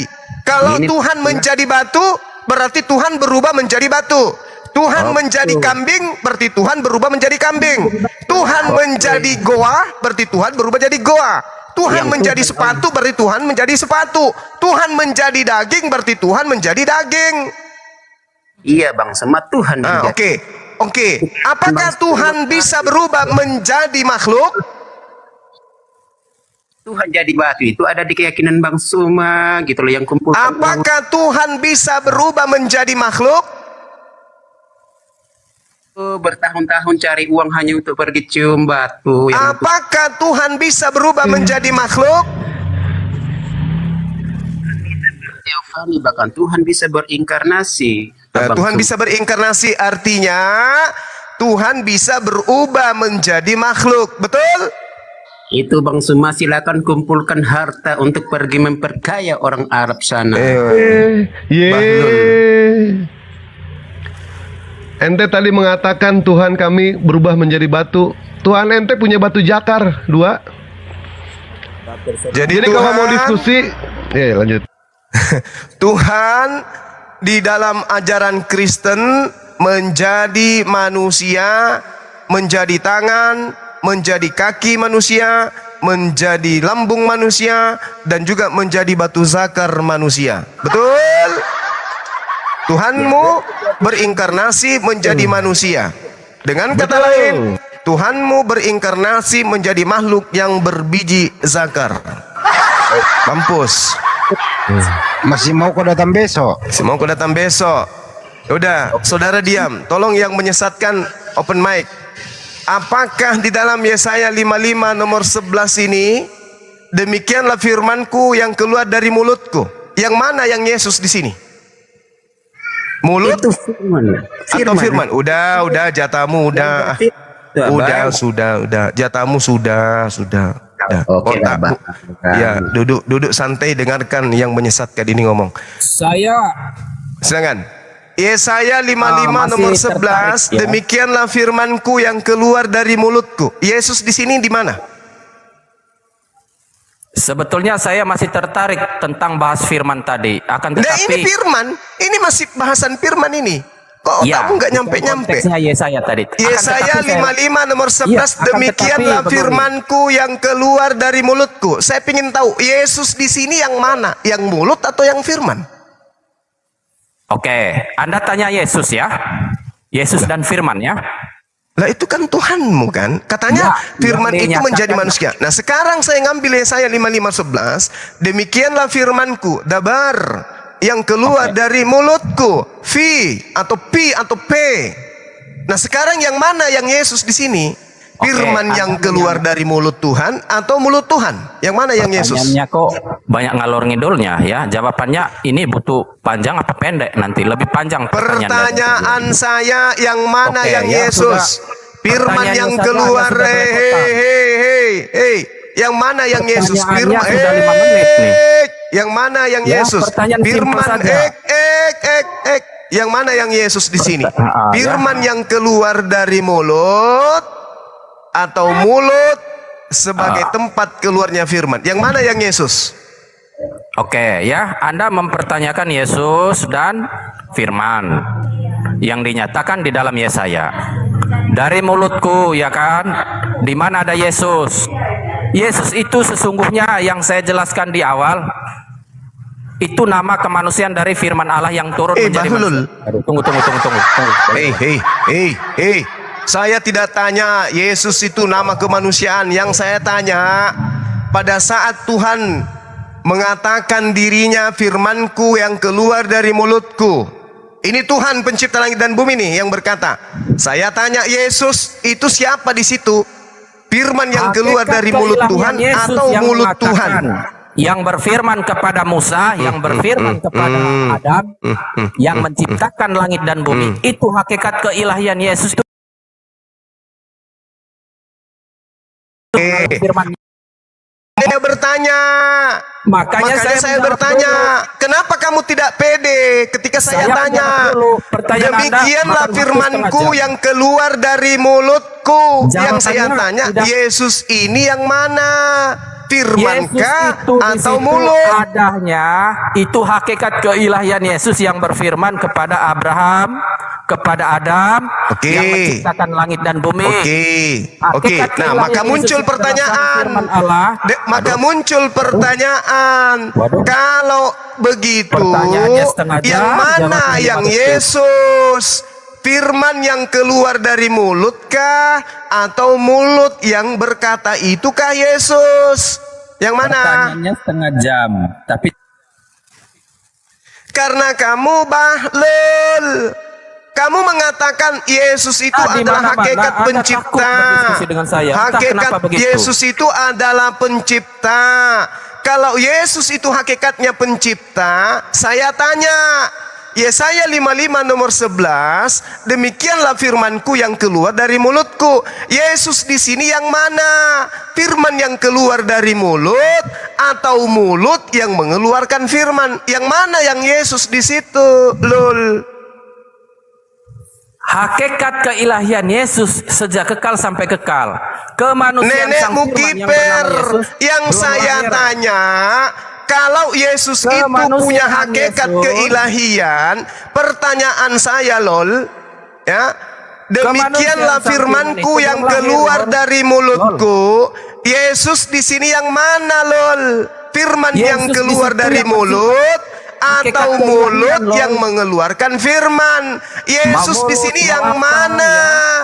Yesus di situ adalah hakikat keilahiannya yang mengatakan Nenek Mukiper, yang saya tanya lul, yang berfirmankah atau firman yang keluarkah yang Yesus? Yang berfirman itu adalah hakikat keilahian Yesus. Melalui berfirman. Lul, dengarkan lul. Berarti kamu mengatakan lul, berarti kamu mengatakan kalau yang menjadi manusia itu adalah mulut Tuhan. Betul? Diskusi yang rapi ya, jangan celotek kayak anak kecil. Makanya kalau ditanya itu yang masuk akal. Makanya ketika dijawab kamu itu, menjawab di mana demikianlah firmanku yang keluar dari mulutku. Saya tanya, yang mana yang Yesus di situ? Kamu mengatakan yang mulut. Berarti yang menjadi Yesus daging itu mulutnya Tuhan. Betul?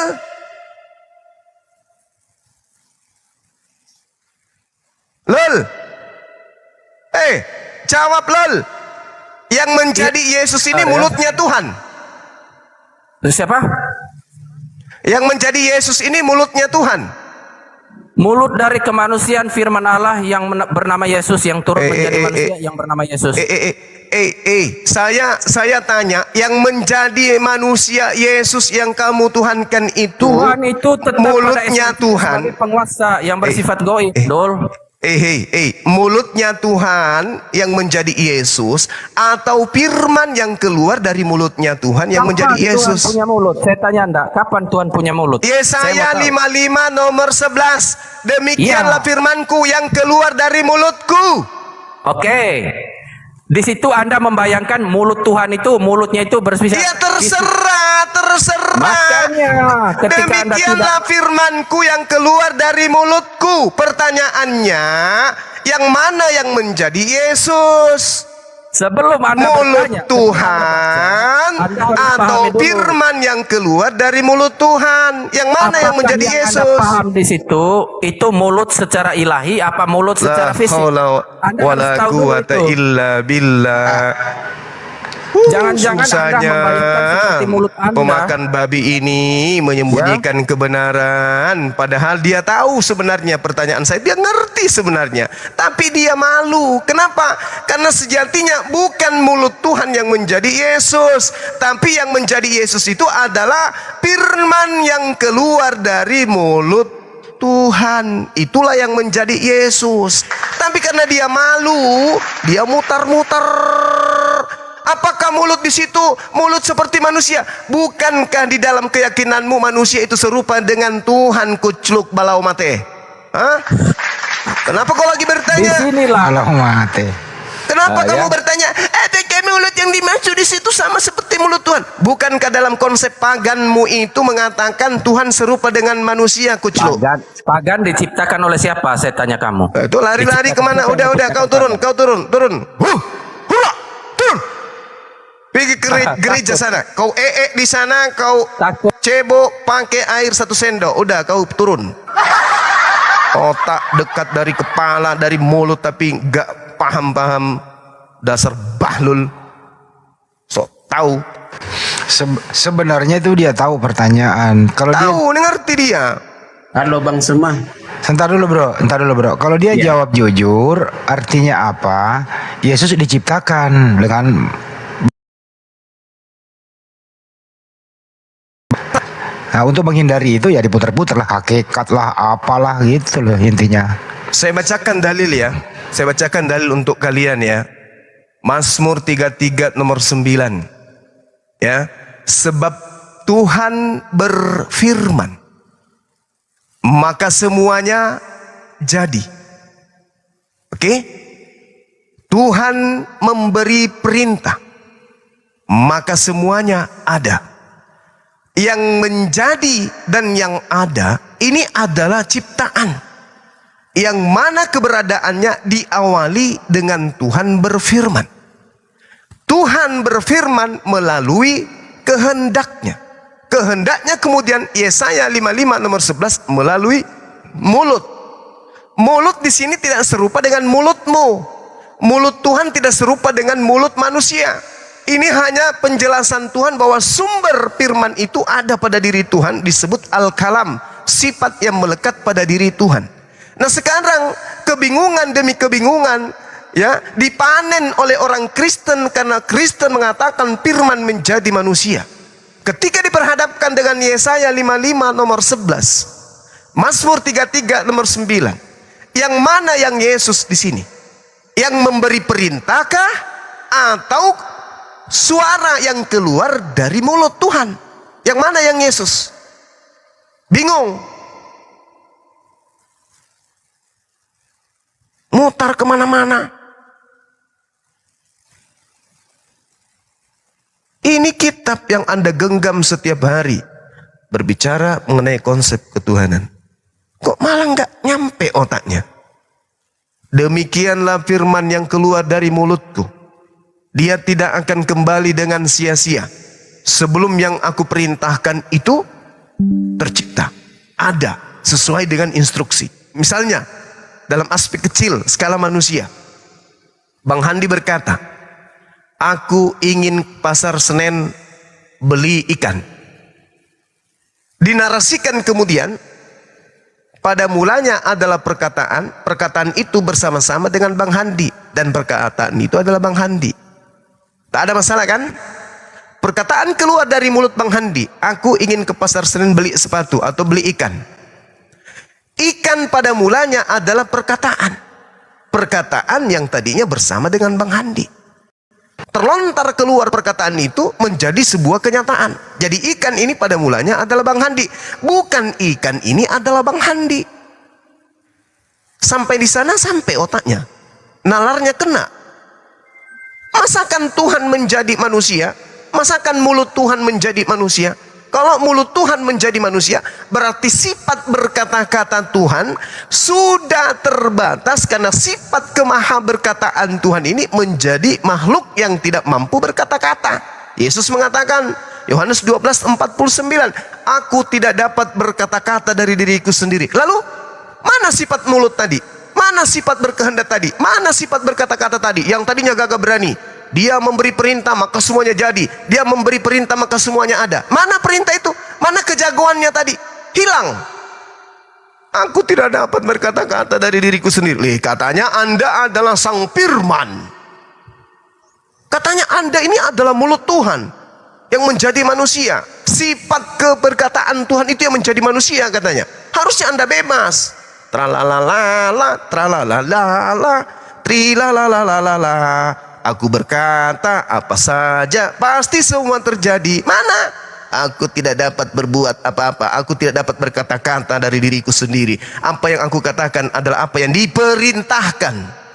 Berarti Yesus ini bukan mulut Tuhan. Yesus ini bukan firman Tuhan. Yesus ini manusia yang pada mulanya adalah firman. Itu baru cocok. Susah kali teman-teman, ya. Jadi jangan lagi ada murtad, ya. Jangan ada lagi murtad karena Yesus itu bukan firman. Yesus itu makhluk 100%, manusia 100%, anak manusia 100%, cucu manusia 100%, sepupu manusia 100%, paman manusia 100%. Jangan Anda sembah, jangan Anda berpaling dari Islam, jangan Anda murtad hanya gara-gara Indomie. Paham? Karena Yesus itu bukan firman. Yesus itu makhluk ciptaan Tuhan yang berasal dari perkataan Tuhan. Camkan itu.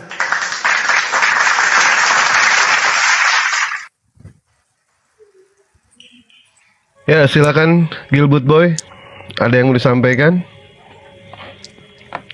Gilbert Boy? Iya, halo. Ya, silakan. Ya, lanjut. Anda dari kekristenan atau Islam, Pak Gilbert? Saya Islam. Oh, subhanallah. Alhamdulillah. Fans berat Bang Suma. Oh, fans Sehat berat ya? selalu, Bang. Iya, Sehat iya. selalu, Bang. Alhamdulillah, makasih abangku. Sehat selalu, Bang. Kami di belakang Abang. Baik, saya di depan, Bang. Saya di depan. Abang di belakang, saya di depan, Bang ya. Oke. Nggak usah takut, Bang. Siap. Baik. Silakan Mr. HT. Apa yang mau disampaikan tadi Mr. HT? Mau diteruskan lagi atau gimana? Oke, yang disampaikan itu merupakan bentuk takia yang berusaha ini orang. Iya Bang Suma. Jelas Alhamdulillah. Mulanya adalah firman, sang firman, dan firman sang firman itu adalah Allah. Segala sesuatu diciptakan dia dan tanpa dia tidak ada satupun yang jadi. Oke. Siapa yang menciptakan tubuhnya Yesus? Yang menciptakan tubuhnya Yesus, dia lahir dari perawan Maria. Mulai tumit yang dipakai bicara. Mulut Anda dengan otak itu kan jaraknya cuma berapa senti. Kenapa sih nggak mau connect kerjasama dulu gitu baru bersuara? Kenapa? Yang menciptakan jasadnya Yesus itu siapa? Yesus. Yesus yang menciptakan jasadnya.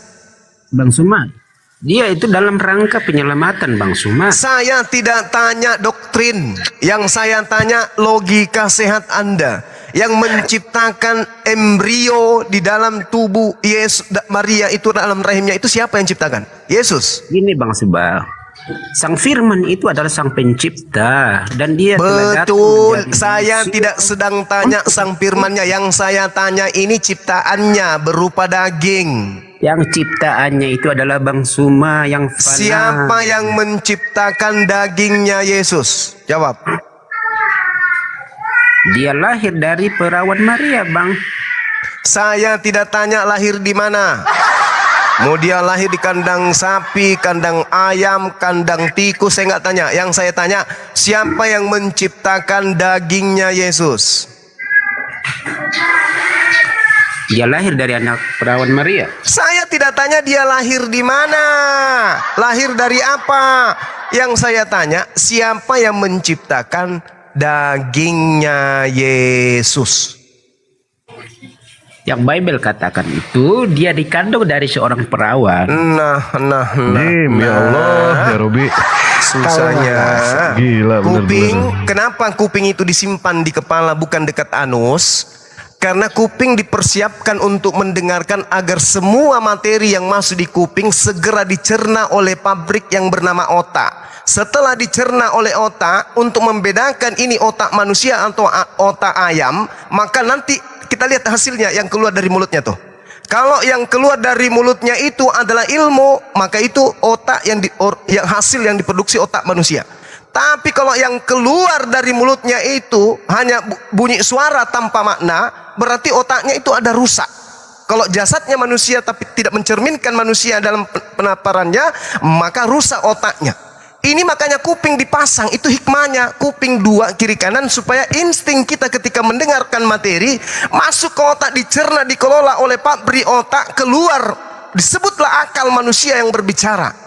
Ini yang saya tanya, yang menciptakan embrio Yesus itu sopo? Berasal dari perawan Maria, tapi dia bukan lahir karena keinginan seorang laki-laki. Bukan seperti yang Bang Suma lahir dari keinginan laki-laki. Kamu kalau dekat di sini, mulutmu itu kusikat pakai rinso dengan sapu hijau. Waduh, saudaraku ini. Bang Suma. Sebentar dulu, bro, Mister Ate. Itu Yesus di dalam kandungan itu diciptakan atau tidak diciptakan? Dia mengandung daripada Ruh Allah. Bukan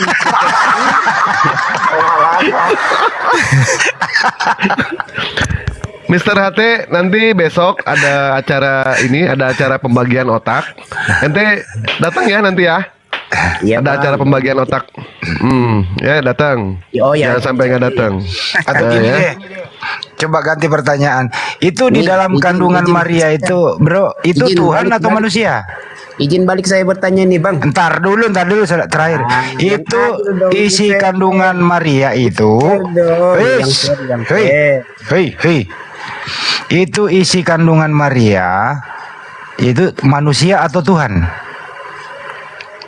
Isi kandungannya Maria itu loh, manusia atau Tuhan? Keterlaluan kalau nggak bisa jawab nih. Ayo buka mulutnya. Firman itu telah menjadi daging, Bang. Sudah. Ya, bom. Ini aja, bom. Kamu kalau ditanya kayak begini, saudaraku, itu Anda bukan dihujat, Anda bukan dinistakan, Anda bukan direndahkan. Anda kami coba keluarkan dari doktrin dan dogma dengan metode ini. Bukan kami menghujat, bukan kami menista, bukan menertawakan Anda. Sifat Anda yang suka takia itu, Bang Suma. Oke. Takia itu berdusta. Iya, Anda berdusta. Yang mana dusta saya? Coba tunjukkan dusta saya itu yang mana? Dustanya itu adalah bahwa keselamatan itu ya, bahwa agama-agama kemudian itu menyempurnakan agama sebelumnya yang dibawa. Padahal saya tidak ada bahas ini tadi loh. Yang dibawa oleh. Berarti Anda yang berdusta. Anda yang berdusta. Saya tidak pernah membahas tentang agama-agama dari tadi. Kita sedang Tuhan. Anda lari ke agama. Berarti Anda lah yang takiyah. Ada nggak saya membahas tentang agama-agama tadi, sahabat-sahabat semua? Ada nggak? Sebagai seorang takiyah. Ada nggak kita bahas tadi agama-agama? Nggak ada. Nggak ada. Anda yang bertakiyah kok saya yang dituduh? Begini, Bang. Kita sedang membahas Yesus, sedang membahas mulut Tuhan, sedang membahas dabar, firman Tuhan. Tidak ada bahas agama. Iya. Nah, terus kenapa Anda bertakiyah? Abang yang suka bertakiyah, suka mempelintir ayat-ayat Alkitab Bible. Mana yang saya pelintir itu yang mana coba? Oke, firman itu siapa? Firman itu perkataan Tuhan. Oke, kalau di dalam Yohanes, firman itu apa? Dalam Yohanes sih firman itu perkataan Tuhan, sifat yang melekat pada diri Tuhan. Bedanya. Bagi Bang Sumi itu sebatas perkataan, tapi Yohanes itu berbicara tentang sang firman, hologos, pribadi. Iya. Oke, Kemudian baik. pribadi itu, firman itu telah menciptakan segala sesuatunya dan tidak ada pun yang terjadi, termasuk Bang Suma tidak ada. Kalau sang firman itu tidak cipta, sang firman itu telah menjadi manusia, Bang Suma. Baik. Oke. Pencipta itu ada berapa pencipta? Satu, Bang Suma. Satu. Yang menjadi daging ini pencipta atau bukan? Pencipta, Bang Suma. Berarti sudah tak ada pencipta lagi kan karena sudah jadi manusia? Ada Bang Suma, jangan batasilah sang Berarti pencipta ini 1 atau 5? 1 Bang Suma. Pencipta menjadi manusia. Iya Bang Suma. Nah, ketika pencipta yang satu-satunya ini menjadi manusia, masih ada pencipta lain? Dia itu maha kuasa, maha hadir dan bisa apa saja. Bagi La Bang Suma. haula wala quwata illa billah. Bung, Sedikit dewa bang, sedikit dewa bang. Tadi Mr. HT mengatakan tidak ada yang mustahil bagi Tuhan, betul tidak? Betul ya, Mr. HT? Iya bang. Ya, tidak ada yang mustahil jadi Tuhan. Tuhan bisa menjadi manusia. Kira-kira menurut Mr. HT, Tuhan bisa nggak jadi iblis? Ya, Tuhan itu tidak bisa memungkiri hakikatnya sendiri, Bang. Saya tanya, bisa nggak Tuhan itu jadi iblis? Nah, bagi abang gimana? Kok kan tadi pernyataan ente mengatakan kepada kami kalau Tuhan itu bisa melakukan apa saja. Di dalam Lukas 1 nomor 37 tidak ada yang mustahil bagi Tuhan. Pertanyaannya, ketika Tuhan bisa menjadi manusia, apakah Tuhan bisa berubah menjadi iblis? Ya janganlah, di agama situ yang Saya tanya, ini saya nanya. Bisa atau tidak? Yang Tuhannya ada di gua itu. Tuhan ente keluar dari gua sempit. Tuhan ente keluar dari gua sempit, selangkangan. Jadi nggak usah bahas itu. Yang kita tanya di sini, Tuhan bisa nggak berubah menjadi iblis? Itu Nabi siapa yang pergi ke gua itu cari ilham itu? Kita di sini bertanya kepada Bapak, ketika Bapak mengatakan sesuai di dalam Lukas 1 nomor 37, tidak ada yang mustahil bagi Tuhan. Tuhan bisa menjadi manusia. Apakah Tuhan bisa berubah menjadi iblis? Iya, Nabi siapa yang pergi ke gua cari Tuhan yang adalah iblis? Orang sakit juga bang, ini bang. Orang sakit. Ayo bang Suma, ayo. Orang sakit bang. Suma. Ya, kalau Yesus keluar dari gua mana? Gua sempit ya, betul ya? Ya terserah lah bang, dibully kayak mana pun terserah. Lah gimana ente, bukan terserah, jawab aja, jawab. Ya jelas dia lahir dari Maria. Ya, berarti dari gua sempit ya, betul ya? Ya terserah gua sempit atau lebar gitu. Ya gua sempit itu, soalnya kan perawan, masih sempit. Betul ya? Oke. Nah, terus pertanyaan yang kedua, ketika ente mengatakan Tuhan itu maha hadir, betul tidak? Tuhan itu maha hadir, Tuhan ada di mana-mana, betul? Iya. Baik, Tuhan ada di neraka nggak? Ya neraka dia yang ciptakan kok. Saya tanya, Tuhan ada di neraka atau tidak? Dia yang ciptakan Bang Suma. Saya tanya, ini bukan Bang Juma, ini Dewa. Oke. Iya Dewa. Silakan Dewa. Nah. Ketika ente mengatakan Tuhan maha hadir, Tuhan ada di mana-mana, Tuhan ada di neraka atau tidak? Dia itu maha hadir Bang. Iya, saya tanya, ada tidak di neraka? Nah logikanya apa gimana kalau maha hadir? Bukan. Bener Bang Juma sakit ini orang bener. Sakit. Ini yang silakan 70 kali 7. 70 kali 7. Ya, silakan. Kemarin Dewa sempat mau diskusi sama Abang ya malam, tapi Abangnya tidak ada. Ya silakan, ada yang mau ditanyakan. Nggak usah Bang. Nggak usah. Ya. Ini namanya suka menutup-nutupi nih. Ini namanya. Ya nggak apa-apa. Kami nutupi ya. Kami tutupi Bang. Terus silakan 70 kali 7 sama dengan 490. Ya silakan. Oke. Nanggapin pernyataan yang gua tadi ya tentang omnipresent dengan apa tadi ya?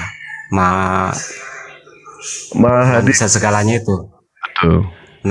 Menanggapi itu dulu lah. Ya silakan. Nah, pertama itu ada Tuhan bisa segalanya. Ya benar bisa. Tetapi kan ada kata baginya di situ, artinya sesuai kehendaknya, bukan sesuai kehendak kita. Jadi ketika kita meminta, nah kira-kira udah dapat kan? Iya. Nah oke, berikut. Nah Tuhan maha hadir di dalam konteks Alkitab itu sama seperti di Perjanjian Lama ya.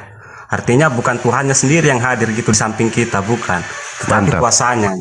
Jadi melalui kuasa itu dia hadir. Siap. Terima kasih.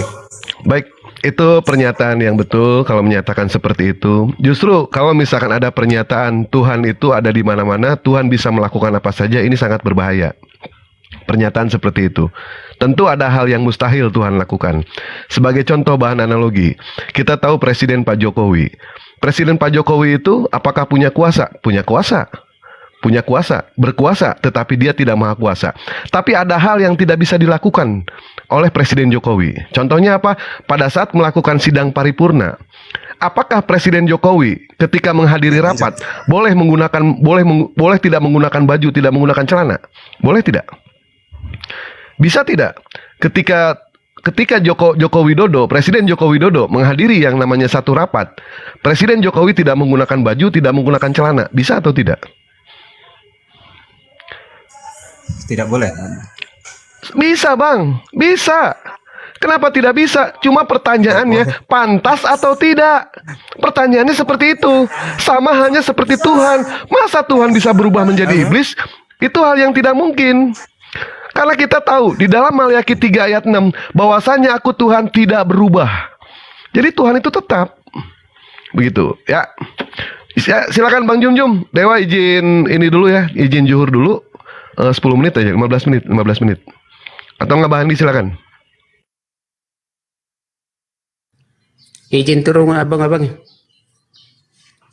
Ya silakan Pak, pakai sendalnya Pak.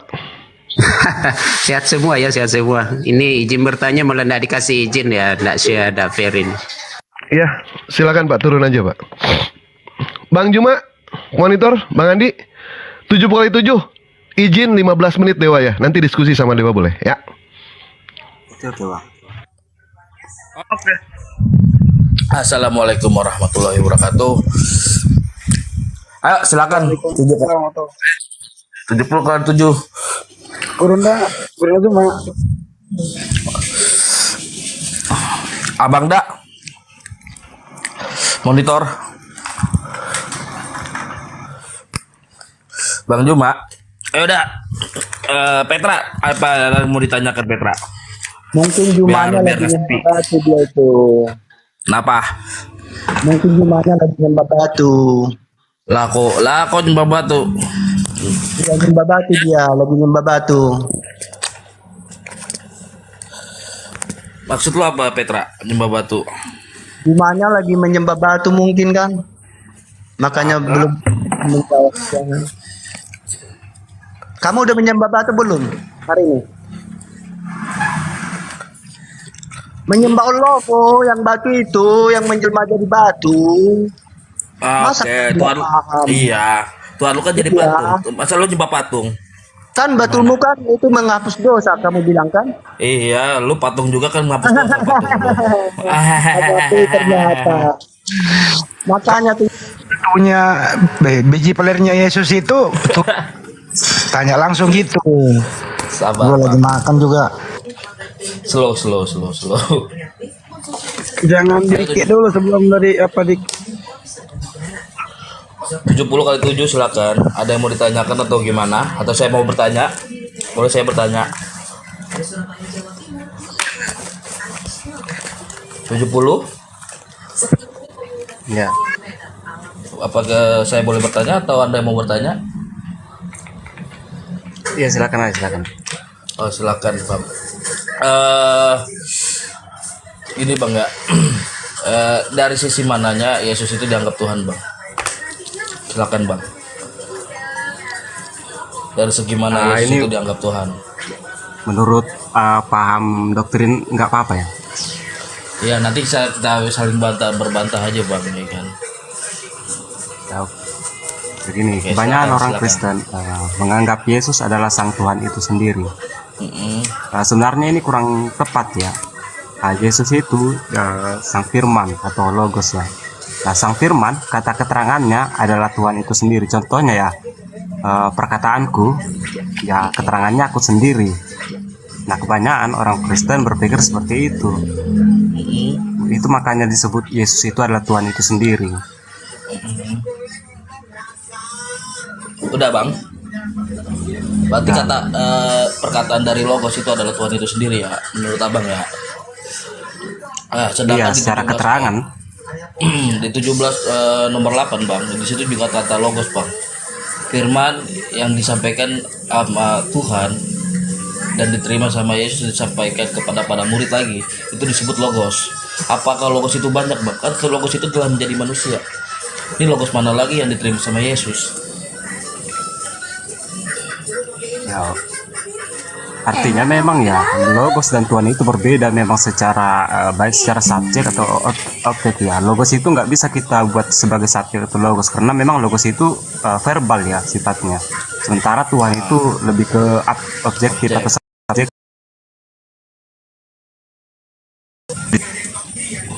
Nah, tadi kan abang bilang mengatakan bahwa logos itu adalah Tuhan itu sendiri kan. Nah, sedangkan di dalam 17 Yohanes 17 nomor 8 itu logos firman yang disampaikan kepada Yesus ya kepada muridnya itu firman mana lagi bang? Misalkan firman itu Tuhan bang. Nah firman itu telah menjadi daging. Ini firman mana lagi yang diterima Yesus bang? Silakan bang. Ya itulah itu gaya bahasa Yesus ya terkait apa sebenarnya pemahamannya ini agak aku juga sukar yang memahaminya ya. Yang kupahami ya mengapa Yesus berkata seperti itu ya justru karena dia udah menjadi manusia, jadi kemanusiaannya itu menerima firman, terus melalui kemanusiaannya firman itu juga disampaikan. Oke, kapan Yesusnya menjadi Tuhan bang? Kalau pada saat menerima firman itu masih menjadi manusia, kapan Yesusnya menjadi Tuhan? Sebentar ya, dalam pahamku Yesus itu bukan Tuhan ya, Yesus itu logos. Oh, adalah penyambung firman. Assalamualaikum warahmatullahi wabarakatuh. Saudara-saudaraku yang umat muslim, Saudaraku, ini Bang 70 selamat ini siang. Kristen yang jujur. Luar biasa ini Bang 70 ini. Makanya kan saya pertanyakan, dia yang tidak menganggap Yesus itu Tuhan, tapi dia adalah sang penyampai firman gitu. Ya benar juga sih kalau sang penyampai firman itu benar. Putusan itu bukan dari pengutus bang, beda bang. Makanya saya setuju lah, tapi saya agak bingung gitu ya kan statementnya abang gitu. Ya mau di mana lagi ya, susah sih kalau abang Wanes. Enggak, saya Tritunggal. Tritunggal kok tidak ngakui Ya. Hotel mau silakan. Bentar. Oke, saya jelaskan Tritunggal menurut apa aja ya. Noise. Ya, noise kau bising kali. Ya, Abu ya lanjut Bang Abu ya. Gimana? Sekarang gimana? Noise. Dia tapingan. Gimana Bang 70 sudah lama ya kita tidak jumpa ya. Iya. Pertama sehat itu tapi Anda sehat. Iya. Sudah merenung hari ini Bang 70? Merenung apa, mikir ya, nggak jadi kerja. Iyalah. Iya soalnya begini Bang 70, hidup ini hanya satu kali Bang 70. Jangan sampai Anda salah menuhankan gitu kan. Sesuatu yang bukan Tuhan Anda tuhankan, dan ya itulah kunci keselamatan sebenarnya ada di dalam Tuhan itu sendiri. Ketika kita salah menuhankan, maka apapun yang ditawarkan oleh Tuhan itu atau oleh agama itu ya semua itu bohong gitu. Jadi ya kita pandai-pandai berpikir mana sih agama yang benar-benar menjamin konsep keselamatan, dan siapa sih yang mana sih yang benar-benar yang harus kita tuhankan begitu. Mungkin seperti itu Bang 70, silahkan ditanggapi, silahkan. Tes masih noise kah? Nah sekarang noise dikit. Kenapa ini Kang Opisia kok noise? Tidak biasanya. Pakai head. Gimana sekarang? Noise gak? Masih. Agak mening. Lanjut. Oke, Lanjut. Sambil nunggu Bang Dewa ini, katanya tadi ada yang mau didiskusikan sama Bang 70. Lanjut. Makanya Pak 70 nggak enak banget manggil ya. 49 apa lagi? Manggil apa nih Bang? Gak enak nih manggil 70 juga nih. Ini ada nama apa ini? Lukman ini. Aduh, putus-putus. Tapi ngomong-ngomong ini Bang Zuma ngaji udah monitor, udah ada tuh Gurunda. Ya Gurunda. Alhamdulillah. Ada. Assalamualaikum Abuya. Assalamualaikum warahmatullahi wabarakatuh. Gurunda Bang Zuma, Masya Allah. Lanjut Gurunda.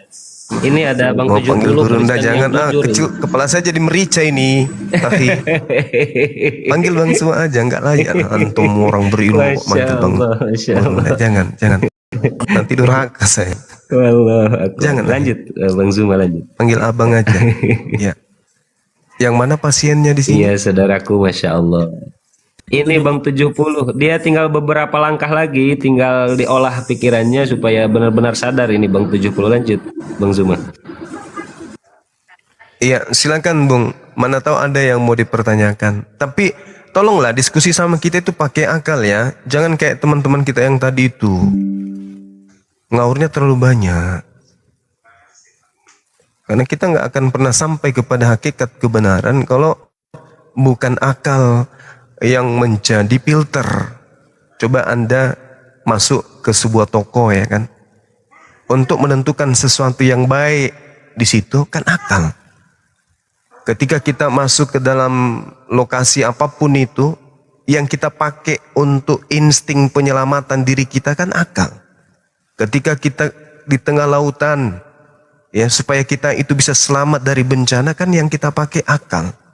Begitu juga ketika kita berbicara mengenai keyakinan, maka aspek utama pembeda antara makhluk lain dengan manusia inilah yang kita pakai. Apa itu akal? Nah, untuk itulah kemudian yuk mari kita bahas apa yang menurut kita ini yang bisa dicerna oleh akal berdasarkan dengan Tuhan menjadi manusia, tidak masuk akal. Apalagi Tuhan tertidur itu tidak masuk akal. Pokoknya kayak gitu-gitu tidak rasional. Carilah sesuatu yang bermanfaat dalam hidup ini, di mana akal menjadi filter penentu. Jangan yang lain. Iman itu mah gampang. Iman itu siapapun bisa kita percayai, siapapun bisa kita yakini. Yang penting asal yakin, asal percaya, semua bisa jadi. Tapi masalahnya iman dan kepercayaan kita ini apakah sudah selaras dengan akal? Seperti itu adanya. Jadi kalau kita berbicara mengenai kebenaran dan kita ingin sampai kepada kebenaran absolut, hakikat kebenaran itu sendiri harus bertitik tumpu kepada akal. Silakan Bang. Ya, silakan gimana ya. Ini kan saya Kristen. Artinya kan saya pengikut Yesus. Bukan Kristen itu bukan agama. Jadi aku pengikut Yesus, ya Yesus yang diceritakan di keempat Injil ya, bukan yang lain-lain. Ya. Jadi kalau Anda mengaku sebagai pengikut Yesus, Yesus mengatakan di dalam Yohanes 10 nomor 27, aku mengenal pengikutku. Ketika ada oknum yang di luar Yahudi mengaku pengikut Yesus, apakah Yesus mengenalnya?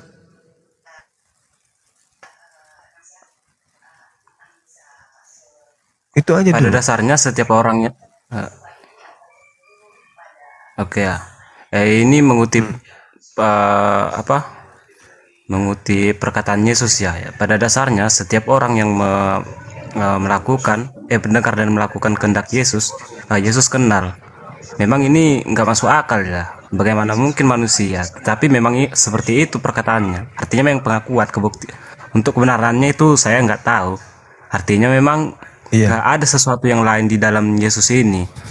Mengapa dia bisa tahu, bisa kenal? Bahkan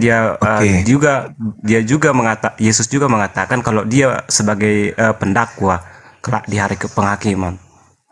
Oke, baik.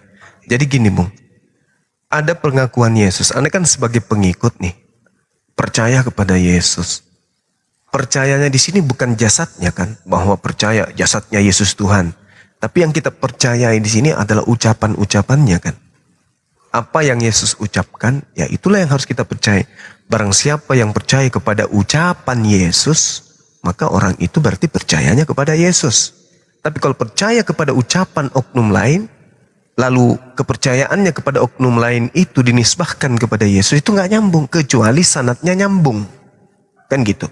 Nah sekarang, Yesus dengan mulutnya sendiri di dalam Matius 15 nomor 24, aku diutus hanya kepada domba yang sesat dari kalangan umat Israel. Pertanyaan saya, apakah Anda percaya kepada perkataan Yesus tersebut?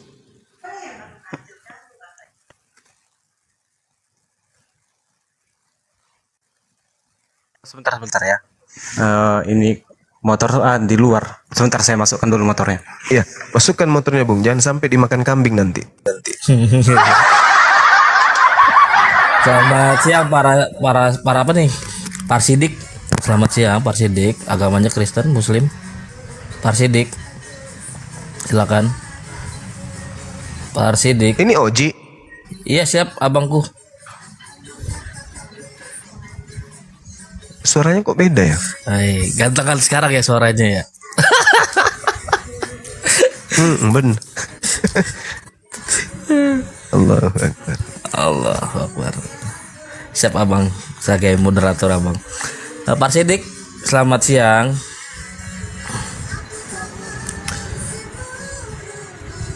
Parsidik. Oh silakan. Tadi Bang Suma mengatakan Yesus diutus hanya untuk domba-domba yang hilang, yakni umat Israel. Ya benar-benar. Yesus itu diutus untuk umat Israel. Ya, itu makanya Yesus nggak pernah kemana-mana ya, tetap di Israel itu. Nah, terus mengapa saya sebagai pertanyaannya tunggu, mengapa nanti ke sana. Bukan. Kita harus menarasikan dulu nih. Ketika Yesus, kita akui bahwa ketika Yesus mengaku dirinya diutus hanya dari umat Israel, maka kita harus mengakui dengan sadar sesadar-sadarnya. Apa itu? Semua kurikulum, kisi-kisi pengajaran Yesus dari A sampai Z, cakupannya semuanya diperuntukkan untuk Bani Israel. Sampai di sini paham enggak maksud saya, Bang? kalau Yesus itu dikhususkan untuk Israel? Iya, berarti semua ajarannya ketika dia sampai kepada Bani Israel, ketika ada dia di atas bumi ini, semua ajarannya itu hanya dikhususkan spesial. Setuju nggak?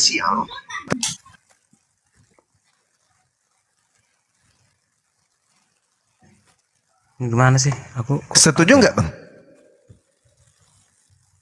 Gimana, Bang? Aku diutus hanya kepada orang Makassar. Saya diutus hanya untuk orang Makassar. Berarti semua pengajaran, perkataan, bukti-bukti, mukjizat, tanda-tanda, kekuatan yang saya lakukan semata-mata untuk orang Makassar. Ketika Yesus berkata, aku diutus hanya kepada domba yang sesat dari umat Israel, berarti segala upaya yang Yesus lakukan melalui metode dakwah dan khotbahnya, penginjilannya, hanya bertumpu kepada orang Israel.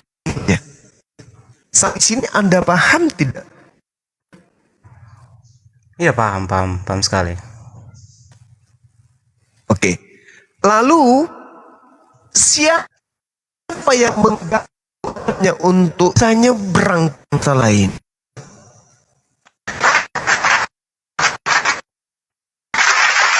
Nggak bisa diulang, Bang. Nggak jelas dia. Macamnya putus-putus atau kurang. Abang Juma putus-putus, kirain sinyal saya yang jelek. Oke. Yesus mengaku dengan mulutnya diutus hanya kepada domba yang hilang dari Bani Israel. Cakupan pengajarannya pasti hanya untuk Bani Israel saja. Apapun itu, mujizat, tanda-tanda, kekuatan, perkataan, teori, praktek, penjelasan, tafsiran, ajaran, semuanya hanya khususkan Bani Israel. Dia mengaku hanya untuk Bani Israel.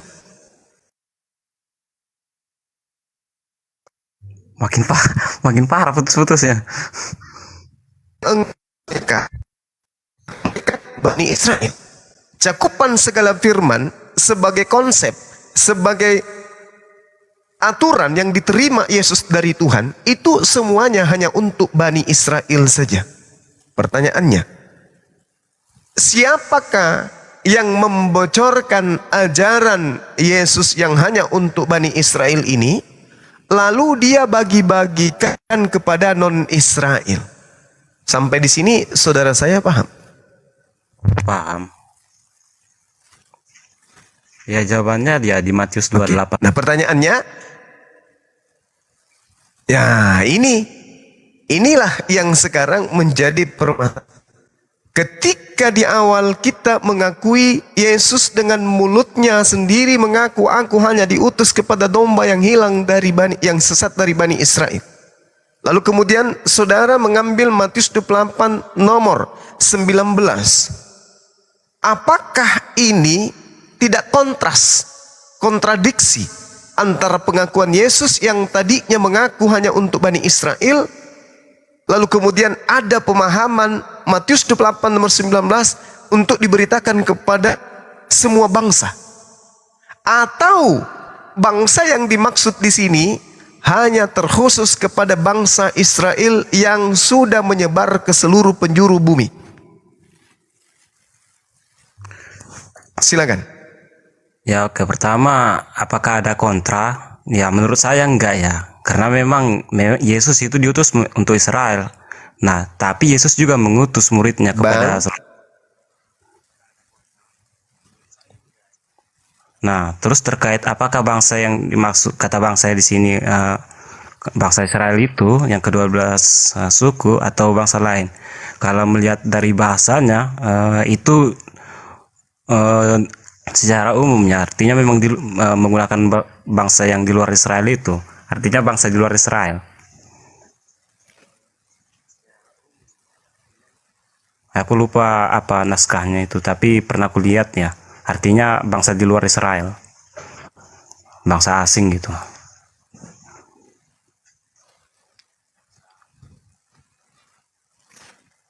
Ya, kita lihat Bung, di dalam Mazmur 147. Mazmur 174. Ya, kalau nggak salah di situ dikatakan Tuhan berfirman, perintah-perintahku yang datang kepada Bani Yakub itu tidak untuk bangsa lain. Sementara tadi kita di awal mengatakan segala firman yang engkau berikan telah aku sampaikan kepada mereka. Mereka adalah domba yang sesat dari Bani Israel. Nah, sekarang kalau dikatakan bahwa Yesus diutus hanya kepada domba yang sesat dari Bani Israel, pada saat Yesus datang di tengah-tengah Bani Israel, apakah seluruh Bani Israel itu berkumpul di Yerusalem? Israel. Menurut saudara, apakah ketika Yesus datang ke tengah-tengah Bani Israel, kumpul di Yerusalem, di Galilea?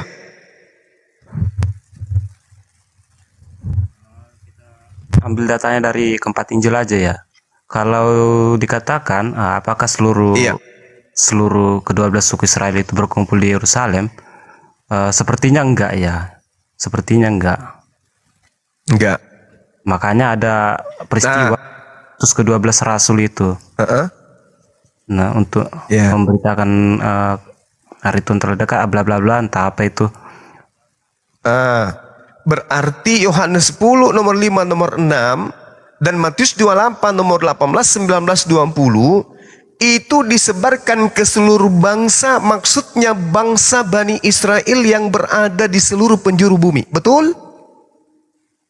Kalau kita lihat secara naskahnya Bang, kata bangsa itu bangsa non Israel Bang, atau bangsa asing.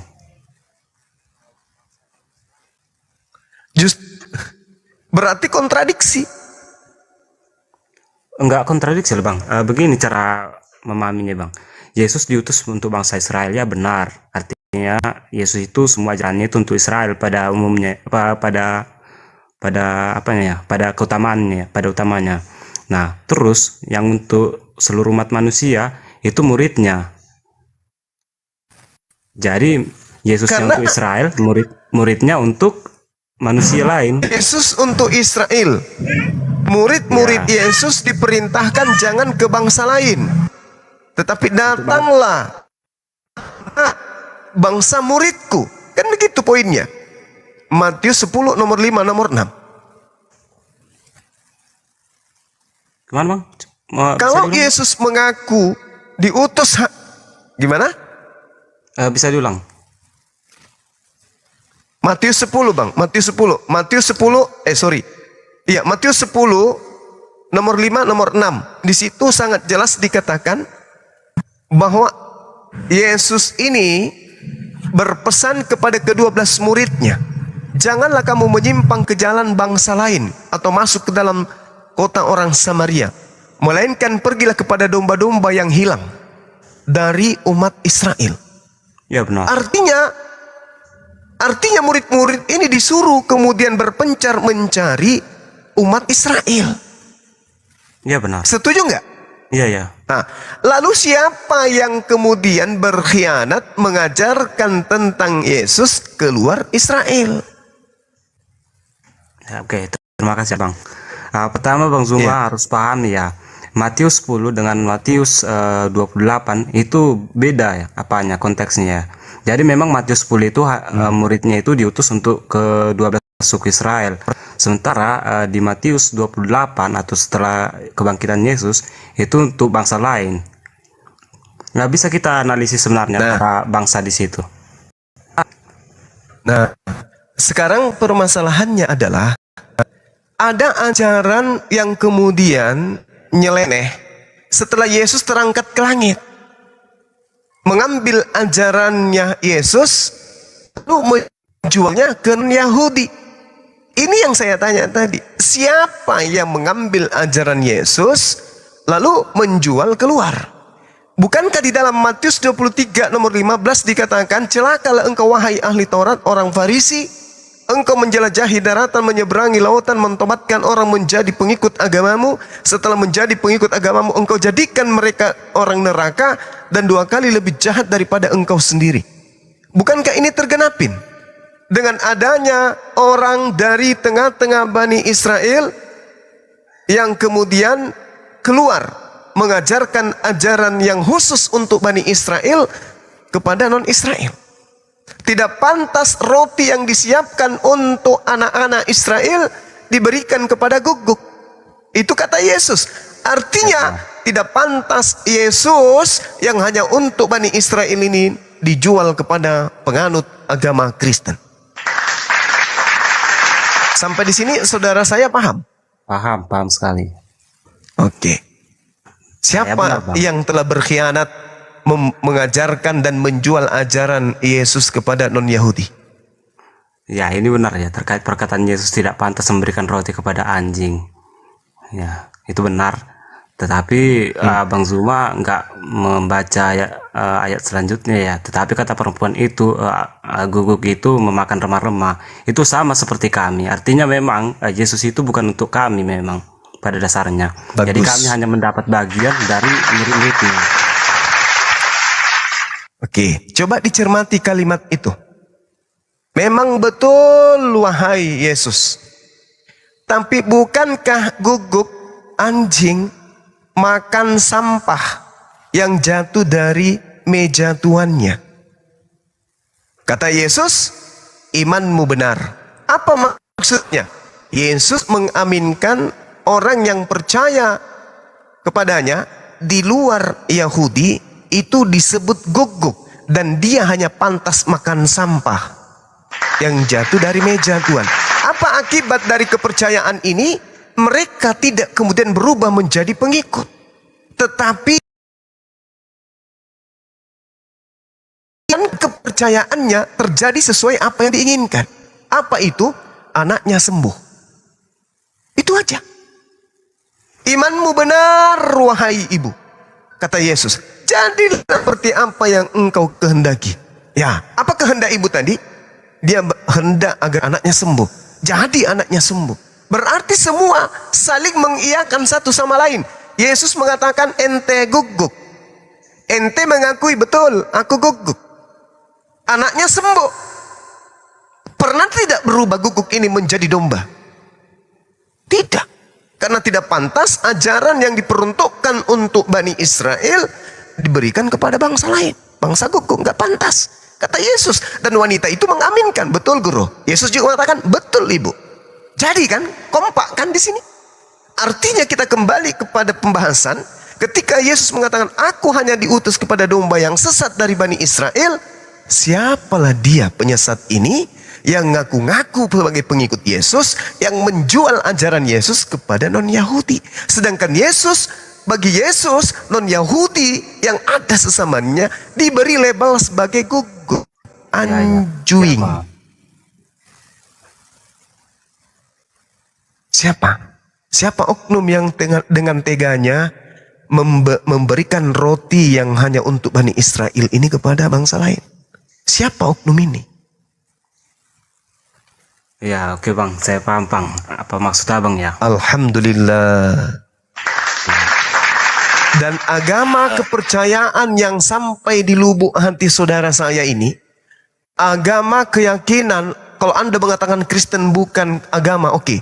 Keyakinan, kepercayaan, aliran keyakinan yang Anda anut, yang sampai ke kepala Anda, hati Anda, sampai Anda menuhankan, atau menabikan atau merasulkan atau apapun itu namanya, itu Anda terima dari Yesus langsung, dari Bani Israel langsung, atau orang yang merampas roti untuk Bani Israel lalu dijual ke Anda. Kira-kira Anda mendapatkan keyakinan tersebut sebagai orang Kristiani itu legal tidak atau ilegal? Anda kan bukan Bani Israel, saudara. Maka ajaran tentang Yesus itu Anda dapatkan ilegal atau legal. Sebagaimana kami umat Islam, Rasulullah Muhammad SAW diutus kafatan linnas, litubayina linnas, diutus kepada seluruh umat manusia. Kami manusia menerima ajaran Rasulullah karena memang ajarannya untuk kami, termasuk untuk Anda. Tapi Yesus mengaku diutus hanya untuk domba yang sesat dari Bani Israel. Saudara bukan domba. Sementara Anda membawa ajaran Yesus, Anda mengaminkan dan mengamalkan itu ilegal atau legal. Ilegal di sini artinya kesia-siaan, percuma. Karena bukan Bani Israel. Ada ajaran yang diperuntukkan untuk Anda, yaitu Islam. Sementara ajaran yang Anda anut sekarang sebagai Kristiani itu adalah ajaran yang intisarinya hanya untuk Bani Israel saja. Berarti Anda menggunakan pakaian polisi sementara Anda bukan polisi. Berarti Anda gadungan. Anda disiapkan ada pakaian Islam yang disiapkan untuk Anda tidak gunakan. Anda melemparkan pakaian itu, lantas Anda menggunakan pakaian orang lain. Apakah saudara tidak menyadari itu? Mari kita lihat akarnya. Jembatannya kita lihat. Yesus hanya untuk Bani Israel. Kristen mula-mula adalah orang Roma dan Yunani. Kok bisa? Kemana nyambungnya ini? Kemana nyambungnya? Apakah tidak benar? Silakan. Terlalu panjang saya rasa ya, nanti lupa aku. Iya. Ya, sini Yesus menggunakan kata-kata yang dipakai oleh Israel dulu untuk orang Samaria, yaitu guguk ya. Nah, itu istilah yang dipakai oleh Israel untuk orang-orang Samaria karena orang Kanaan. Karena orang Kanaan itu ya kita tahulah selalu konflik dengan orang Israel. Nah, di sini ada perumpamaan roti, remah dan guguk. Nah, itu benar perkataan Yesus itu ya. Bahkan sekarang ini sebenarnya udah terrealisasikan ya. Jadi roti itulah Yesus. Ya, roti, terus anak itu orang Israel. Nah, remah itu adalah rasul. Kamilah guguk itu. Jadi kami hanya mendapat remah. Walaupun kami mendapat remah, ya setidaknya remah itu memang bagian dari roti itu. Artinya Yesus mengatakan, ya imanmu benar. Artinya Yesus tidak mempermasalahkan sebenarnya. Guguk itu memakan remah roti itu. Begitu juga dengan kami, Bang. Jadi bukannya Yesus mengatakan nggak boleh, boleh justru sebenarnya. Karena memang ya pada dasarnya utamanya Yesus itu diutus untuk Israel. Ya kami sebagai guk-guk hanya dapat remahnya aja, hanya mendapat kesaksian dari Rasul. Terima kasih Bang. Oke, baik. Ketika saudara sudah mengaku guk-guk, selanjutnya, apakah guk-guk bisa masuk ke dalam bait suci? Apakah serigala bisa masuk ke dalam Yerusalem? Mana kaidah itu? Sementara Tuhan mengumpulkan, yang dikumpulkan Tuhan kemudian, Yeremia 23, nomor 2, nomor 3, adalah kalangan kambing dan domba. Tak ada guguk di sana. Mari saya kasih, ketika Yesus kemudian berbicara mengenai guguk di dalam Matius 15 tersebut. Dikatakan begini. Lalu Yesus pergi dari situ dan menyingkir ke daerah Tirus dan Sidon. Maka datanglah seorang perempuan Kanaan dari daerah tersebut, lalu berseru, "Kasihanilah aku." Ini poinnya. "Kasihanilah aku, ya Tuhan, anak Daud, karena anakku perempuan kerasukan setan dan sangat menderita." Yang mau dihilangkan kemudian adalah bukan aspek keselamatan. Perempuan itu tidak berkata, "Wahai Tuhan, kasihani aku, wahai anak Daud. Aku ingin memperoleh hidup yang kekal. Aku ingin masuk ke dalam surga. Aku ingin menjadi anak-anak Theos. Aku ingin menjadi muridmu. Aku ingin menjadi pengikutmu. Aku ingin menjadi domba-dombamu." Itu tidak. Tapi inti dari pengakuan wanita tersebut, "Kasihani aku ya Tuhan, anak Daud. Anakku kerasukan setan dan sangat menderita." Apa respon Yesus? Yesus sekali lagi tidak menjawabnya. Lalu murid-muridnya datang dan meminta kepadanya, "Suruhlah." Jadi ketika murid ini datang kepada Yesus menyampaikan, "Yesus, ada orang wanita dari tadi teriak-teriak minta tolong untuk anaknya disembuhkan." Apa kata Yesus? Yesus menyuruh muridnya sampaikan kepada wanita itu, "Suruhlah wanita yang meminta belas kasihan itu pergi. Dia telah mengikuti kita dengan berteriak-teriak." Ada apa ini?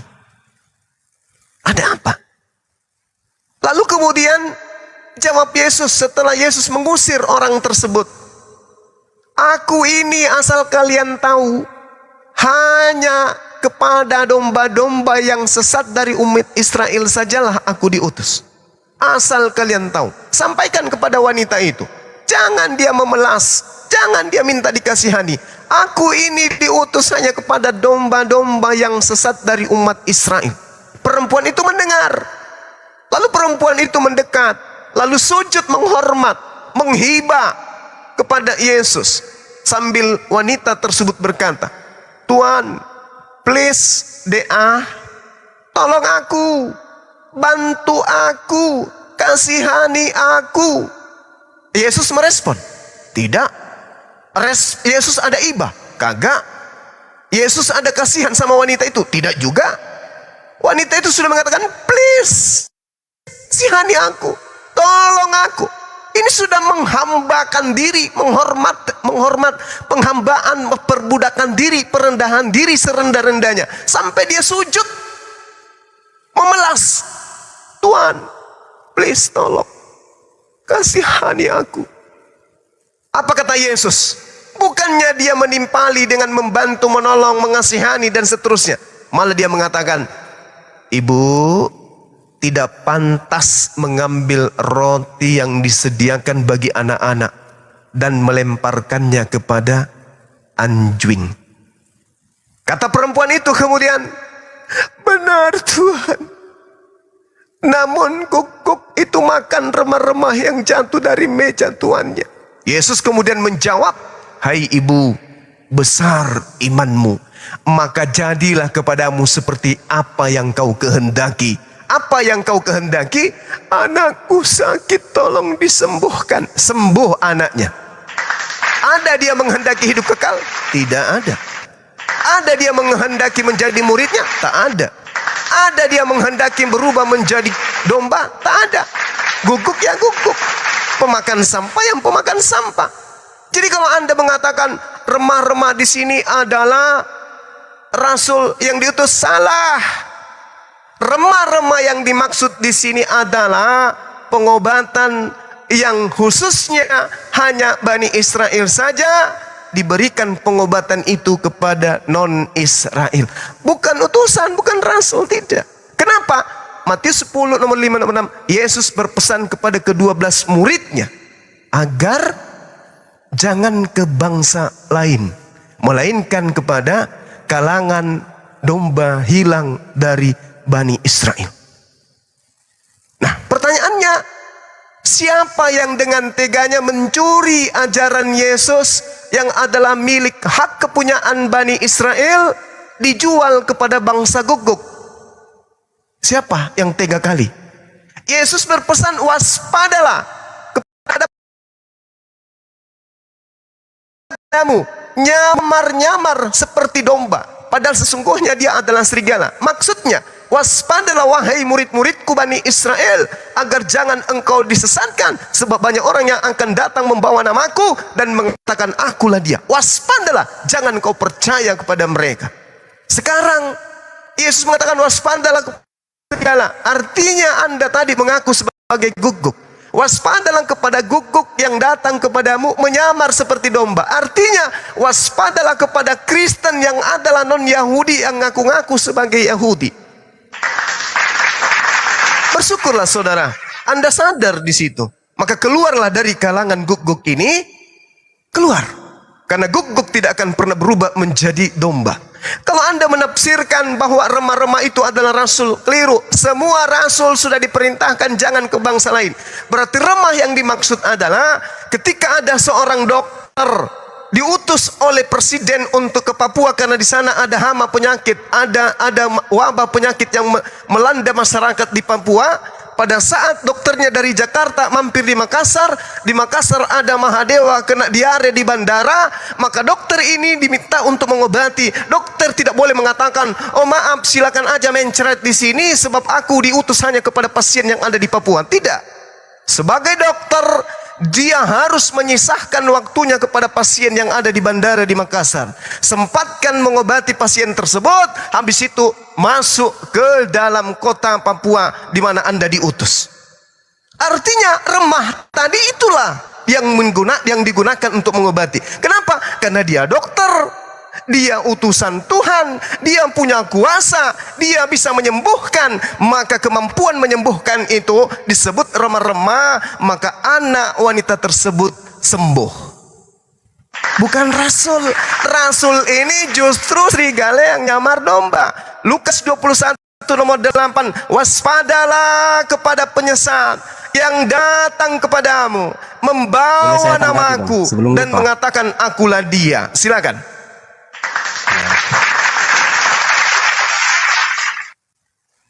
Terima kasih Bang, terlalu panjang ya, hampir lupa aku juga. Ya, langsung di-cut aja. Kalau sudah ada poin yang Anda ingin tanggapi, di-cut langsung.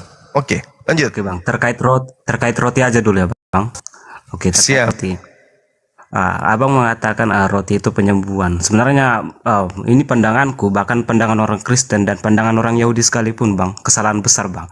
Jadi roti yang dimaksud di situ Bang, sama halnya dengan roti kehidupan. Apa itu roti kehidupan? Itu ajarannya Bang. Jadi ajaran, ya kami mendapat ajaran itu dari Rasul, sementara orang Yahudi mendapat ajarannya itu dari Yesus itu sendiri, artinya dari rotinya. Jadi menurut pandanganku ya tafsiran abang itu salah gitu.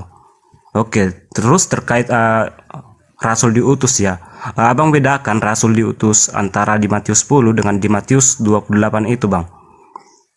Itu berbeda Bang. Jadi memang di dalam Matius 10 itu Rasul dilarang ke bangsa lain ya. Sementara di Matius 28 itu Rasul disuruh ke dalam bangsa lain. Nah, yang pertama di sini, bagaimana Kristen mula-mula terbentuk? Sebenarnya apa Kristen yang sekarang ini akarnya dari mana? Itu sebenarnya yang harus kita pahami. Nah, akar dari Kristen yang sekarang ini yang kupahami itu berasal dari Petrus, Bang. Bukan dari Paulus, bukan. Ya, artinya memang dari murid Yesus itu sendiri. Dari situ tuh sampai terbentuk sekarang hingga yang ada sekarang ini terpecah menjadi beberapa denom. Jadi memang Kristen, agama Kristen yang sekarang, denominasi Kristen sekarang itu akarnya dari Petrus. Itulah makanya dikatakan Petrus itu sebagai batu karang, karena memang ya dia pondasinya ya. Terima kasih, Bang. Oke, baik. Yang pertama, Matius 15 nomor 27, kata remah-remah di situ adalah pisichion. Pisichion artinya apa? Serpihan-serpihan kecil dari roti. Yesus disebut roti karena dia adalah penawar obat kepada Bani Israel, di mana Bani Israel adalah bangsa yang dikutuki, yang dibenci oleh Tuhan. Datanglah Yesus sebagai makanan untuk mereka. Sisa-sisa makanan inilah yang disebut remah-remah atau pisichion, atau serpihan-serpihan roti. Nah, serpihan roti ini apa? Mujizat, kekuatan, tanda-tanda yang dimiliki oleh Yesus berupa kemampuan. Itulah. Jadi yang tadi dikatakan dia khusus untuk Bani Israel, mengobati orang Israel yang lumpuh, yang buta dan seterusnya. Kemampuannya ini, serpihan-serpihannya di sela-sela waktunya boleh mengobati pasien di luar Bani Israel. Itu yang dimaksud remah, pecahan-pecahan roti. Nah, sekarang ketika saudara mengatakan di awal bahwasanya Yesus untuk Bani Israel, lalu kemudian Anda katakan Yesus ini melalui pengajarannya diutus kepada non-Israel, dan pengutusan yang dimaksud di sini, remah yang dimaksud di sini, kesalahan fatal. Saya kasih dalil. Jemaat Bani Israel, Yesaya 52 nomor 1. Haram hukumnya orang yang tidak bersunat masuk ke dalam kota Yerusalem. 1. Kedua, haram hukumnya orang yang tidak bersunat masuk ke dalam bait sucinya orang Yahudi, masuk ke dalam lingkaran jemaahnya orang Yahudi. Yehezkiel 44, 6, 7, 8, 9. Haram hukumnya orang-orang Romawi Yunani yang tak bersunat nonot masuk ke dalam rumah ibadahnya orang Yahudi. Yesus memberikan tongkat estafet sebagai gembala untuk mendirikan jemaat mula-mula. Sudah hal mustahil kalau jemaat yang didirikan Petrus adalah jemaat Romawi Yunani. Mustahil Petrus mendirikan jemaat di mana isinya adalah pemakan babi, penyembah manusia, dan orang-orang yang tidak bersunat. Jadi jemaat mula-mula yang dipimpin oleh Petrus adalah jemaat Bani Israel, bukan Kristen. Dalilnya Galatia 2 nomor 8. Galatia 2 nomor 8, Petrus diutus oleh Yesus hanya untuk kaum yang bersunat. Jadi jangan Anda kotori iman Anda dengan sesuatu yang tidak berpola kepada pengajaran Yesus. Petrus masuk dalam lingkaran 12 murid. Yesus berpesan kepada Petrus, jangan kau ke bangsa Romawi, jangan kau ke bangsa Yunani. Dengan kata lain, jangan kau ke gereja, jangan kau ke Kristen. Tetapi pergilah kepada domba-dombaku yang hilang dari umat Israel. Jadi Petrus atau Santo Petrus yang ada di Romawi itu bukan murid Yesus. Itu Petrus lain, mungkin pendek terus. Tapi Petrus murid Yesus itu hanya kepada Israel saja. Contoh, Galatia 2 nomor 14. Ketika Paulus kemudian menemukan Petrus makan semeja dengan orang-orang tidak bersunat, apa kata Paulus kepada Petrus? Mengapa kamu makan dengan orang-orang yang tidak bersunat? Sedangkan orang-orang yang tidak bersunat adalah orang yang hidup secara kafir. Jadi, adalah hal yang mustahil ketika Petrus Anda fitnah sebagai murid yang durhaka. Petrus adalah murid yang setia kepada Yesus sampai mati. Tetapi kalau ada Petrus muncul di Kristen, itu Petrus lain. Petrus murid Yesus adalah murid yang setia. Mustahil dia melakukan penginjilan kepada non-Yahudi. Mustahil dia mendirikan rumah ibadah isinya pemakan babi, orang yang tidak pernah mandi junub, orang yang tidak mengerti membasuh tangan dan kaki, orang yang tidak menyunatkan dirinya. Mustahil. Karena Tuhan mengatakan di dalam Yehezkiel 5, Yehezkiel 4:4, semua kesalahan, semua dosa, semua hal yang buruk yang dilakukan oleh Bani Yakub, ada satu hal yang merupakan puncak segala kekejian bagi Tuhan, yaitu memasukkan orang-orang tidak bersunat nonot ke dalam bait suciku. Itu terekam di dalam Yesaya, Yehezkiel 44 nomor 7 nomor 8. Jadi mustahil Petrus mendirikan Kristen. Mustahil Petrus murid Yesus menjadi santo bagi Romawi. Mustahil. Itu bullshit. Oleh karena itulah kemudian saya katakan bahwasanya siapa oknum penyesat yang mencuri ajaran yang hanya diperuntukkan untuk Bani Israel, dijual kepada Romawi dan Yunani hingga sampai ke Nusantara ini. Siapa pencuri laknatullah ini? Itulah yang Anda imani ajarannya sekarang. Sampai di sini kira-kira saudara Dewa paham tidak? Dewa itu siapa tadi? Insya Allah tidak. Bang Dewa lagi diam. Silakan. Ya oke Pak. Nah, tadi kan Petrus yang ada di Roma itu berbeda dengan Petrus murid Yesus. Ya enggak, itu Petrus yang berbeda katanya. Ya kalau begitu pendapat Bang Zuma, ya apa boleh buat ya. Aku juga malas menanggapi yang pendapat-pendapat seperti itu ya. Yang jelas ya semua orang tahu kalau Petrus yang di Roma itu ya murid Yesus, murid yang ditasbihkan Yesus sebagai batu karang ya. Aku sih dasarnya itu aja. Memang jadi pembentukan Kristen paling besar, ini paling besar ya, itu mulanya dari Petrus. Kalau yang Paulus itu masih kecil-kecil itu. Makanya jemaat di sini, jemaat oleh Petrus.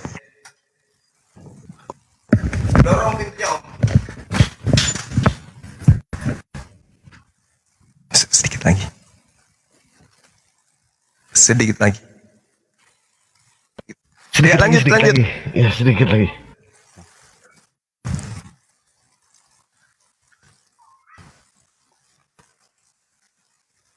Sedikit lagi Bang, silakan. Udah selesai ya Pak tanggapanku.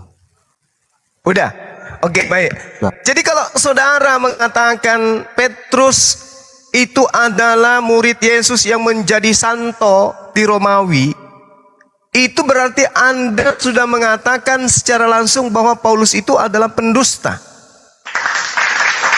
Paulus adalah pembohong.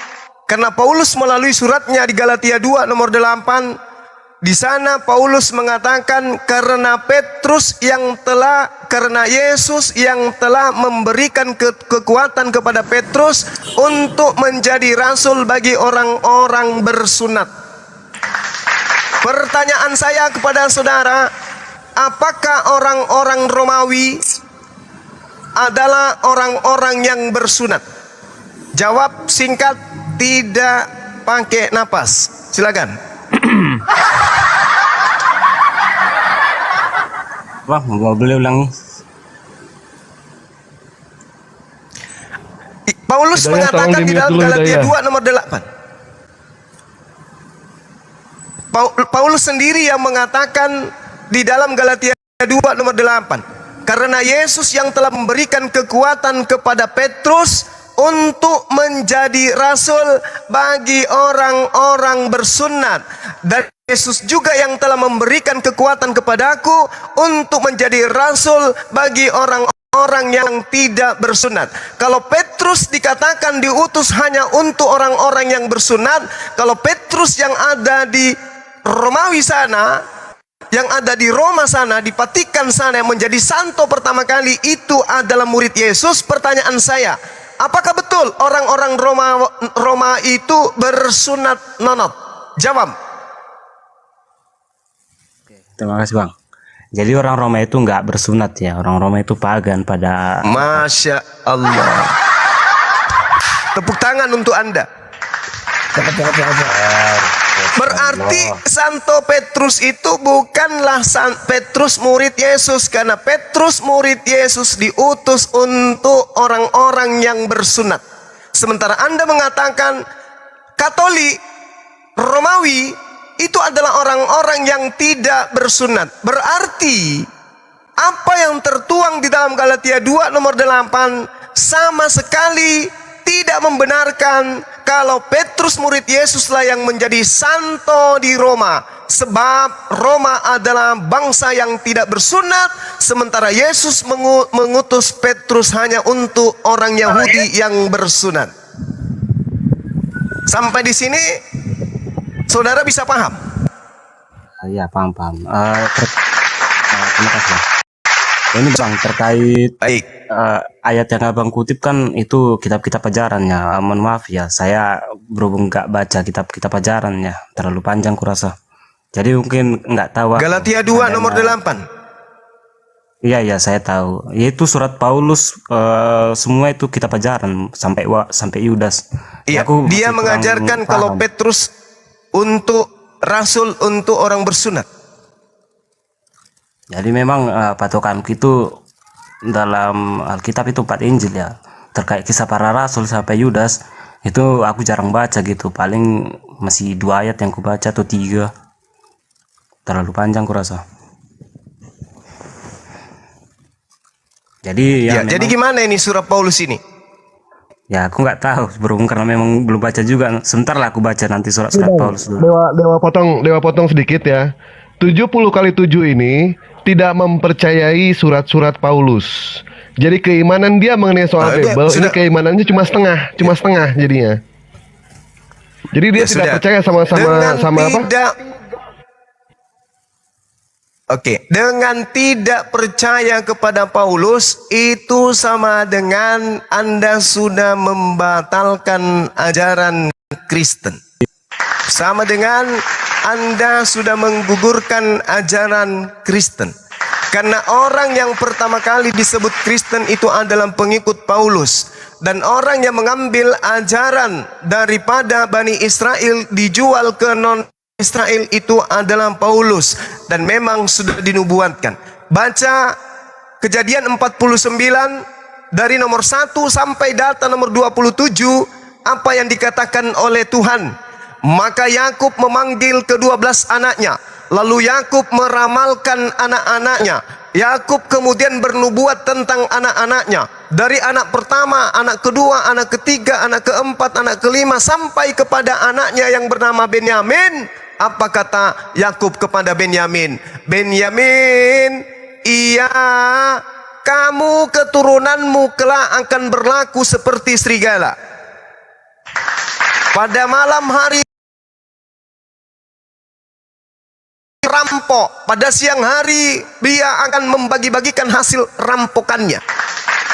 Paulus di dalam Filipi 3 mengaku, aku ini adalah orang Ibrani berasal dari keturunan Benyamin.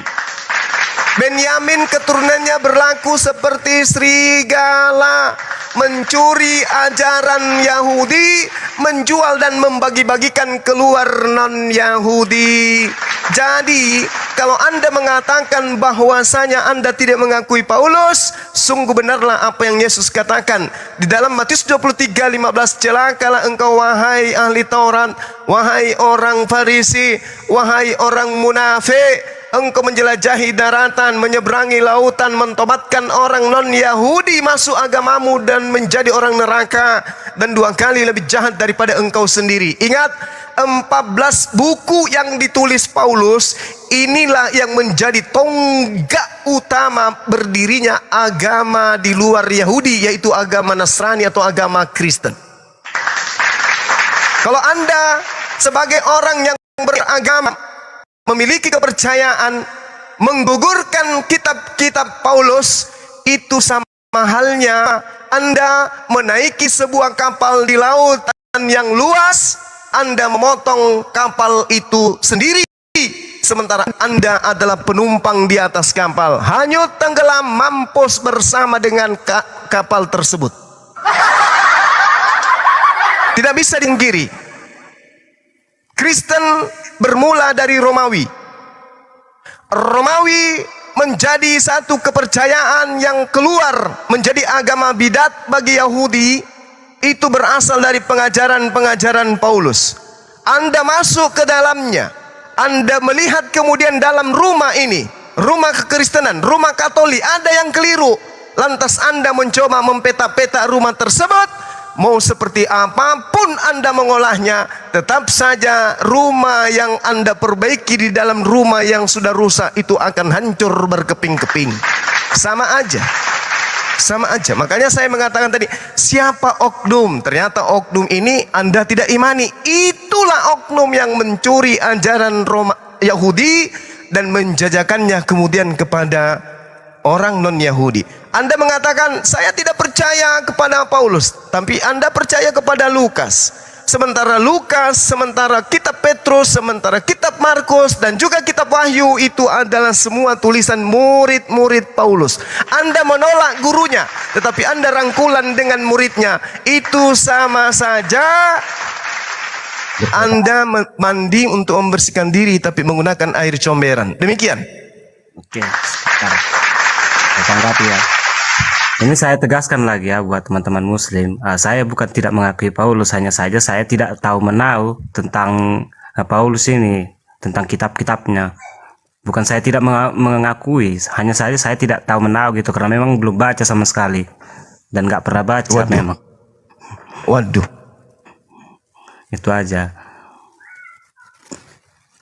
Jadi ya terkait penulis-penulis Injil itu murid Paulus, cuman satu yang tahu aku murid Paulus di situ ya, yaitu Markus kalau nggak salah ya. Kalau Matius, Lukas dan Yohanes itu murid Yesus ya. Kalau kita perhatikan gimana? Markus hanya aku tahunya hanya Markus muridnya Paulus. Dan kalau kita perhatikan Markus ini memang agak berbeda dari yang lainnya. Ketika perkataan Yesus malah dia yang menarasikan, bukan gimana ya, bukan membuat perkataan itu Yesus itu secara langsung, malah dinarasikan dia gitu. Bahkan ketika Yesus berkata kamu, Markus berkata mereka, artinya yang keempat Injil yang lain itu berkata kamu, artinya memang kepada mereka. Sementara di Markus berkata mereka, artinya dia tidak ikut, tidak terlibat di antara kamu itu, artinya dia dari luar gitu. Ngerti bang? Iya. Jadi kalau saudara mengatakan bahwa hanya Markus ya yang murid Paulus, itu keliru. Karena Paulus sendiri mengaku hanya Lukas yang bersama dengan aku, bersama dengan Markus. Nah, ini celakanya kalau saudara tidak mempercayai surat-surat Paulus. Di dalam pengakuan Paulus sendiri, di dalam kitab saudara dikatakan bahwa hanya Lukas yang menemani aku. Lalu setelahnya dia perintahkan Lukas kemudian untuk memanggil Markus. Itu terekam di mana? terekam di kitab saudara 1 Timotius 4 nomor 11 itu ada. Hanya Lukas ada bersamaku. Jemputlah Markus dengan bawalah dia bersama dirimu sendiri. Karena Markus berguna bagiku untuk pelayanan. Tertulis di dalam kitab 2 Timotius 4 nomor keliru kalau makan bahwa hanya Markus. Justru murid tertuanya Paulus itu adalah Lukas 11. Jadi kalau Anda percaya kepada surat Lukas sama dengan Anda percaya kepada muridnya Paulus. Mohon maaf ya, tadi terkait atau Markus atau Lukas saya katakannya, saya nggak ingat lebih spesifiknya ya. Penting yang ada kata mereka kepada murid. Gini, ketika Yesus berbicara kepada muridnya, itu menggunakan kata mereka. Itu tertulis entah di Markus atau di Lukas. Kayaknya Lukas ini lah itu. Kalau di sementara ketika Yesus sendiri berbicara menggunakan kata kamu kepada muridnya, itu artinya muridnya Yesus itu sendiri yang menulis sumbernya Injil itu. Begitu maksud saya. 2 Timotius 4 nomor 11, hanya Lukas yang tinggal denganku. Lalu kemudian perintah Paulus, setelah dia mengaku Lukas tinggal dengan dia, jemputlah Markus dan bawalah Markus kemari, karena pelayanan Markus itu penting bagiku. Ini data. Sedangkan kalau kita mencari data, Lukas murid Yesus itu tidak akan pernah bisa kita temukan.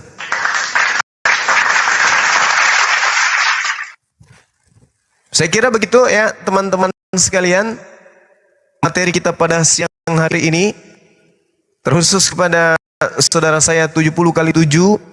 Mudah-mudahan apa yang menjadi materi perbincangan kita pada siang hari ini bisa menghantarkan saudara kepada hidayah.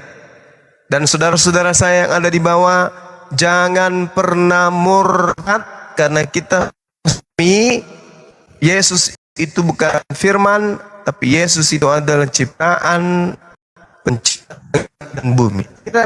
Dari saya, kalau saya ada tanggapan? Ya, saya udah ya. Nanti dilanjut sama guru-guru saya yang ada di sini. Ya, gimana Bang?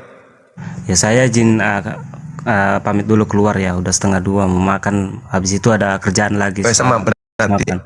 Iya. Sama berarti. Direnungkan, dipikirkan, diresapi materi-materi diskusi kita saudara. Semoga hidayah datang kepada saudara. Saya akhiri subhanakallahumma bihamdi asyhadu alla ilaha illa anta astaghfiruka wa atubu ilaih. Salam tauhid, salam satu Tuhan. Jayalah Islamku, jayalah Indonesia kita. Assalamualaikum warahmatullahi wabarakatuh. Allahu Akbar. Allahu Akbar. Waalaikumsalam warahmatullahi wabarakatuh. Selamat 70.